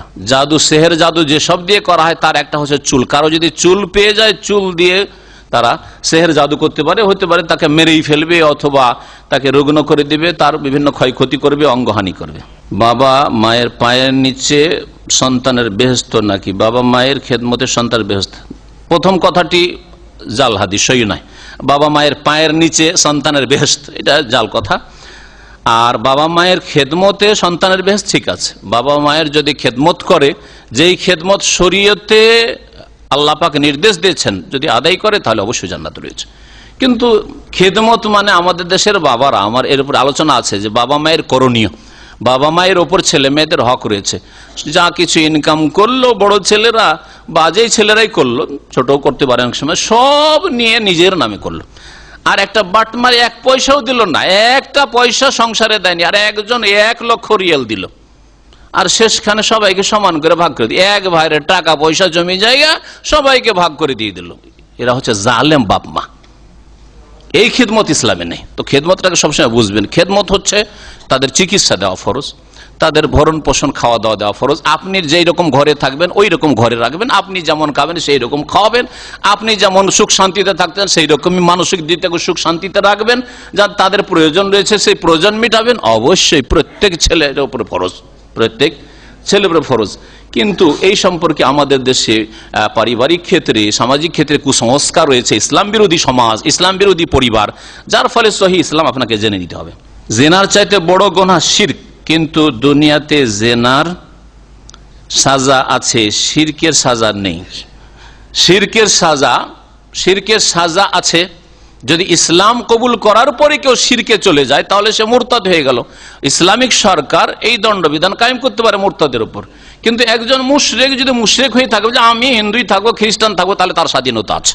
যতক্ষণ পর্যন্ত ইসলামে ঢুকেনি তার স্বাধীনতা আছে, কিন্তু ইসলামে ঢুকে যাওয়ার পরে যদি বলেন আমি আজকে ঢুকলাম কালকে থাকবো না, এই অধিকার আর নেই, সে হচ্ছে মুরতাদ। অথবা আমি জন্মসূত্রে আমার বাপ মা মুসলিম, কিন্তু আমি মুসলিম থাকবো না, আমি খ্রিস্টান, আমি ইহুদি হয়ে যাবো, আমি নাস্তিক হয়ে যাবো, তাহলে তার অবশ্য দণ্ডবিধান আছে, অবশ্যই দণ্ডবিধান। আর সবগুলি শাস্তি দুনিয়াতে হয়ে যেতে হবে জরুরি নয়, হয়তো বাস্তবায়ন হচ্ছে না। আজকাল জেনার শাস্তির বাস্তবায়ন কোথায় হচ্ছে? আমাদের দেশে কোথায় জেনার শাস্তি হচ্ছে? কোনো শাস্তি হয় না। আর সামাজিকভাবে এইভাবে শাস্তি কিছু দিতে গিয়ে তো আরো বিপদ। এক ভাই জিজ্ঞাসা করেছে, মানুষ আর জিনকে আল্লাহ পাক ইবাদতের জন্য সৃষ্টি করেছেন, মা খালাকতুল জিন্না ওয়াল ইনসা ইল্লা লিয়াবুদুন। তাহলে মানুষকে আল্লাহ পাক যদি আল্লাহর ইবাদত না করে, শিরক কুফরি করে মারা যায়, ইবাদত না করে, তাহলে আল্লাহ জাহান্নাম দেবেন, ঠিক না? মানুষকে আল্লাহ মাটি থেকে সৃষ্টি করেছেন, এটা বুঝলো, কিন্তু জিন তো আগুন থেকে সৃষ্টিত, আগুন দিয়ে কি করে আযাব দিবে? এটা যুক্তিসঙ্গত প্রশ্ন? তাহলে ওই প্রশ্নকারীকে বলছে, আপনাকে যদি ঢেল দিয়ে আঘাত করে কেউ, লাগবে না? লাগবে না? কেন লাগবে? আপনি তো মাটি দিয়ে তৈরি, তো মাটি দিয়ে কি করে আপনাকে আযাব কষ্ট দেওয়া হইতে পারে? হ্যাঁ, ঢেল দিয়ে মারা চলবে? আপনাকে ঢিলা মেরে আপনাকে মেরে ফেলে দেওয়া যেতে পারে, পারে না? তাহলে আপনি তো মাটির তৈরি, তো মাটি দিয়ে কেন লাগবে আপনাকে ব্যথা হবে? তা আপনাকে যেমন মাটি দিয়ে ব্যথা হইতে পারে, ওই রকমই জিনকে আগুন দিয়ে, জাহান্নামের আগুন দিয়ে অবশ্যই ব্যথা হবে, হ্যাঁ, যন্ত্রণা হবে, শাস্তি হবে। ইসলামে ব্যাংক ডিপোজিট যায়। ব্যাংক ডিপোজিট মানে কোন ব্যাংক? যদি সুদী ব্যাংক হয় তাহলে সুদী ব্যাংকের সাথে লেনদেন আদান প্রদান করা জায়েজ নয়, চাকরি করাও জায়েজ, কোনো রকমের সম্পর্ক রাখা জায়েজ নয়। আর যদি ইসলামিক ব্যাংক হয় যেখানে লাভ লস দুটোতে শরিকের শর্তে আপনি টাকা রাখছেন, যা লাভ হবে লভ্য অংশ থেকে, ফিক্স না যে বাৎসরিক আপনাকে 10% দেব, না, এরকম নয়, বরং বছর পরে আমরা হিসাব করে দেখব, যেটা লাভ হয়, লাভ হলে তাতে 50-50 থাকবে, অথবা আপনি নেবেন 20%, আমরা নেব 80%, আমাদের খরচ বেশি হলে যেমন ইত্তেফাক হবে জায়েজ রয়েছে। ব্যবসা যেমন ব্যক্তি পরে যে ব্যবসা হইতে পারে, আমার টাকা আমি ব্যবসা বুঝি না, একজন বিজনেসম্যানকে দিলাম যে ভাই 1 লাখ টাকা দিলাম, আপনি ব্যবসা করেন, আর মাসের মাস হিসাব করবেন, হিসাব করে যদি লাভ হয় তো লাভ দেবেন, আর লস হলে প্রস্তুত আছি লস নেওয়ার জন্য। এটা মুদারাবা, আরবি ভাষায়, হাদিসের ভাষায় রাসূলুল্লাহ সাল্লাল্লাহু আলাইহি ওয়াসাল্লামের জামানায় মুদারাবা হইতো। তো মুদারাবা যদি হয় তাহলে জায়েজ রয়েছে। এক ভাই জিজ্ঞাসা করেছেন যে রাসূলুল্লাহ সাল্লাল্লাহু আলাইহি ওয়াসাল্লাম যেমন সাহাবীদেরকে নিয়ে কাফেরদের বিরুদ্ধে যুদ্ধ করেছেন, এখন ইসলামী দল ইসলামকে ঠিক রাখার জন্য সরকারের বিরুদ্ধে যুদ্ধ করা যাবে। সরকারের বিরুদ্ধে যুদ্ধ করেন রাসূলুল্লাহ সাল্লাল্লাহু আলাইহি ওয়াসাল্লাম, সরকারের বিরুদ্ধে যুদ্ধ করেছেন কখন? কখন? নেতৃত্ব পাওয়ার পরে না নেতৃত্ব পাওয়ার আগেই? হ্যাঁ, পরে। মদিনায় এসে দ্বিতীয় হিজরিতে জিহাদ শুরু করেছে, তাই না? আর মক্কায় 13 বছরে দেখান তো যে একটা কাফের গায়ে হাত দিয়েছেন, মারা তো দূর, লড়াই করার দূরের কথা, যে একটা চড় দিয়েছেন একটা কাফেরকে, দেখাতে পারবেন? অথচ কাফের আবু জাহল, আবুল আব, কাফেররা, উতবা সাহেব রাবি, এরা আম্মারকে মারতো, সোহাইব, হ্যাঁ, বেলাল, সুমাইয়াকে শহীদ করলো, হ্যাঁ, ইয়াসিরকে শহীদ করলো, কত সাহাবী শহীদ, যার কত যে নির্যাতন হয়েছে, জুলুম অত্যাচার হয়েছে মুসলমানদের উপর, কিন্তু একটু গায়ে হাত দিয়েছেন 13 বছর ধরে সব সহে বরদাস্ত করে থেকে গেছেন। কেন? কারণ হাতে নেতৃত্ব ছিল না, হাতে নেতৃত্ব ছিল না। একটা যদি চোর দিত আবু জাহালকে বা কোন জালেমকে, তাহলে মুসলিমদের সবগুলিকে শেষ করে দেওয়া হয়তো, তাই না? নেতৃত্ব পাওয়ার পরে, হ্যাঁ, মদিনায় এসে ইসলামী খেলাফত কায়েম হয়েছে, হ্যাঁ, ইসলামের নেতৃত্ব যখন পাওয়া গেছে তখন আল্লাহ বলছেন ওয়াযানা লিল্লাযিনা ইউকাতালুনা বিআন্নাহুম যুলিমু, অনুমতি দেওয়া হলো এখন। তার মানে এর আগে অনুমতি, পারমিশন ছিল না, মক্কায় নিষেধ ছিল, বুঝছেন না? নেতৃত্ব যদি পেয়ে যান, কোন দেশের শাসক হয়ে যান, তারপরে যুদ্ধের ঘোষণা করতে পারেন। কিন্তু সাধারণ মানুষ, একটা সংগঠন, একজন মোল্লা মৌলভী আর একজন মুফতি সাহেব জিহাদের ঘোষণা করে দেবে, এটা হচ্ছে সন্ত্রাস, এটা ইসলাম নয়, এটা জিহাদ নয়। কখনো জিহাদের অপব্যাখ্যা করবেন না। ইন্নামাল ইমামু জান্নাতুন, দেশের শাসক হচ্ছে ঢাল, বর্মস্বরূপ, ইউকাতালু মিন ওয়ারাই, তার পিছনে থেকে জিহাদ করতে হবে। সশস্ত্র যুদ্ধ হবে তার পেছনে থেকে, তার আগে বেড়ে নয়। সরকার বলছে যেতে দেব না, আর বলছেন আমরা যাব করব, এটা ইসলামে নেই। মিওয়ারাইহি মানে কি? সহিহ বুখারীর হাদিস এটা। অনেকে ভাবেন যে হয়তো কোন জালজয়ীব কথা পেশ করেছে, সহিহ বুখারীর হাদিস। ইন্নামাল ইমামু জান্নাতুন ইউকাতাল। এই কথা বুঝতে আজকের অনেক এই গুমরাহ পথভ্রষ্ট ধর্মের নামে যারা গুমরাহ হয়েছে, খারিজিরা বিভ্রান্তির শিকার হয়েছে, মুফতি সাহেব ফতোয়াবাজি করে বসে আছে, জেলখানার মেহমান খানায় যায় বসে আছে, জালেমদের জেলখানা। কেন ভুল করেছেন আগে আপনি? জালেমরা ভুল করছে, কিন্তু তার আগে আপনি ভুল করছেন। কেন ভুল করলেন? এই ভুল এটা তো আপনাকে করতে বলা হয়নি। এই জন্য অন্যায়কে নির্মূল করার 3টা স্তর রয়েছে। বল প্রয়োগ করা, যার ক্ষমতা রয়েছে বল প্রয়োগ করা, যার এটা অধিকার রয়েছে সরকারের। হ্যাঁ, আপনি আপনার বাড়ির সরকার, ছেলে মেয়েদের বল প্রয়োগ করেন, আপনি পাপ করতে দেবেন না, ভালো কাজ করাবেন, নামাজ পড়াবেন। তারপরে দ্বিতীয় স্তর হচ্ছে মুখে কথা বলে, কলমে লিখে আপনি অন্যায়ের প্রতিবাদ করেন, আপনি অন্যায় নির্মূল করেন। আর এটাও যদি না করতে পারেন, ভাবে কালবে, অন্তর থেকে ঘৃণা করে প্রতিবাদ করেন। আর ওই দলে যদি সামিল হয়ে যান তাহলে অন্তরে ঘৃণা থাকলো না। হ্যাঁ, ও বাতিল দলগুলিতে সামিল হবেন না, বাতিল দলগুলিতে সামিল হবেন না। ব্যভিচারকারী পুরুষ আর ব্যভিচারকারী মহিলা একে অপরের জন্য হারাম। আযানিয়াতু লা ইয়ানকিহু ইল্লা যানি, আযানিয়াতু লা ইয়ানকিহু, আযানি লা ইয়ানকিহু ইল্লা যানিয়াতান আও মুশরিকাতান ওয়া যানিয়াতু লা ইয়ানকিহুহা ইল্লা যানিন আও মুশরিক ওয়া হুররিমা যালিকা আলাল মুমিনিন। সূরা নূরের তাফসীর হয়ে গেছে, আর ওখানে বিস্তারিত বলা হয়েছে। এই ব্যাখ্যা এই যুগে কি ব্যাখ্যা, কোরআন হাদিসের ব্যাখ্যা চেঞ্জ হয় না, যে আজকের যুগে কোরআন হাদিসের ব্যাখ্যা আলাদা হয়ে গেল আর নবী সাল্লাল্লাহু আলাইহি ওয়াসাল্লামের জামানায় আলাদা ব্যাখ্যা ছিল, এমনটা কিছু হয় না। এই প্রশ্নই আপনার ভুল। এইরকম ব্যাখ্যা যুগের পরিস্থিতি বিচার করে কোরআন হাদিসের তাফসীর ব্যাখ্যা পাল্টে যাবে, এটা হয় না। তবে বাস্তবায়ন করতে পারবো না না এটা স্থগিত থাকবে এই বিষয়টি, সেটা আলাদা বিষয়, সেটা আলাদা বিষয়, কিন্তু ব্যাখ্যা পাল্টে না। জেনাকারী পুরুষকে কোন নেক রমণী বিবাহ করবে না, কখনো বিয়ে করা জায়েজ নয়। এইরকমই জেনাকারিনী যদি চরিত্রহীনা মহিলা, তাকে কোন নেক পুরুষ ভালো মানুষ যেন বিয়ে না করে। ওই রকমই কোন মুশরিককে যেন বিয়ে না করে, কোন মুশরিকা মেয়েকে না বিয়ে করে। আপনার প্রেম হয়ে গেল কলেজে পড়তে পড়তে, আর হিন্দু মেয়েকে বিয়ে করে ফেলেন, খ্রিস্টান মেয়েকে বিয়ে করে ফেলেন। এইভাবে করবেন না, যেখানে আপনার আলহামদুলিল্লাহ আল্লাহ পাক রব্বুল আপনার জন্য উত্তম রিজিক রেখেছেন। আরে বাড়িতে যদি মাছ গোস্ত থাকতে আপনি যদি খড়কুটো খান, বলছি না যে শাক পাত, অনেক সময় শাক খেতে ভালো লাগে, হ্যাঁ, নোংরা জিনিস খান আপনি, তাহলে কত নোংরা মানুষ আপনি। তো আল্লাহ পাক রব্বুল আলামিন এই কথাই বলেছেন যে একজন নেক মানুষ, নেক পুরুষ অসতী নারীকে বিয়ে করবেন, আর একজন সতী নেক মহিলা, নামাজি মহিলা কখনো বেনামাজিকে বিয়ে করবে না, কখনো মুশরিককে বিয়ে করবে না। আমাদের দেশে আজকাল বিবাহ দিতে গিয়ে অনেক সময় হয়তো নামাজটা দেখে, পর্দাটা দেখে, এগুলো দেখে এক শ্রেণীর লোকেরা, কিন্তু দেখে না যে এটা কবর মাজারপন্থী, মাঝ ভান্ডারি, এটা হচ্ছে আটরসি, হ্যাঁ, এটা হচ্ছে বেরলভি, এগুলো দেখে না। বিয়ে দিয়ে তখন মুসিবতে ফাঁসে, বিয়ে করে নিয়ে মুসিবতে ফাঁসে। ও মহিলা আসবে না, ও আমার বাপ ভাই বেশি জানে, আমার বাপ ভাইয়ের ধর্মটা ঠিক, তোমারটাই ঠিক নয়, সমস্যায় পড়ে। তো এগুলো দেখতে বলা হয়েছে। এখানে শুধু জেনাকারী আর জেনাকারীর কথা বলা হয়নি, মুশরিক মুশরিকার কথা বলা হয়েছে। যারা শিরকি আকীদা রাখে, যারা বিদাতি আকীদা রাখে, সেই পরিবারে কেন বিয়ে করবেন? হ্যাঁ, যদি আগে থেকে প্রতিশ্রুতি করে যে ঠিক আছে আমরা চেঞ্জ হয়ে যাবো, সেটা আলাদা কথা, কিন্তু আপনি ঝুঁকিতে কেন থাকবেন? আপনি আপনার পরিবারকে, আপনার ছেলে মেয়েকে ঝুঁকিতে কেন ফেলবেন? কারণ ছেলে মেয়ে স্বাভাবিক মায়ের দিকে গড়ে যেতে পারে, একটু বড় হলে মায়ের দিকে গড়ে যাবে। মা যদি অটল থেকে তার বাতিল পন্থার ওপর, তাহলে ছেলেগুলো সব বিদাতি হয়ে গেল, অথচ আপনি হয়তো সহি আকীদার মানুষ ছিলেন, কত বড় লস হলো। আল্লাহ পাক যেন বোঝার তৌফিক দান করেন। গীবত বলেছেন, মিথ্যা বলেছেন। মিথ্যা বলেছেন মানুষের ক্ষয়ক্ষতি করেননি, হয়তো মিথ্যা বলে যদি ক্ষতি না হয় কারো, মিথ্যা সাক্ষী দিলে তো ক্ষতি করেছেন। এমনি মিথ্যা কথা বলেছেন, কারো ক্ষতি হয়নি, তাহলে আল্লাহর কাছে তওবা করে নেওয়া যে আল্লাহ আর মিথ্যা কথা বলবো না, যথেষ্ট। কিন্তু যদি গীবত করেন তাহলে কারো মানহানি করেছেন, এরকম মিথ্যা সাক্ষী দিয়ে থাকেন তাহলে কারো হক নষ্ট করেছেন, নির্দোষীকে দোষী বানিয়েছেন, দোষীকে নির্দোষী সাব্যস্ত করেছেন আপনার সাক্ষীর মাধ্যমে, মিথ্যা সাক্ষীর মাধ্যমে। শুধু তাদের কাছ থেকে ক্ষমা নিতে হবে, তাদের কাছ থেকে ক্ষমা নিতে হবে। আর তাদের যদি হক নষ্ট করে থাকেন আর সেটা পরিশোধ করার বিষয়, টাকা পয়সার বিষয় থাকে, তাহলে সেটা দিয়ে আসতে।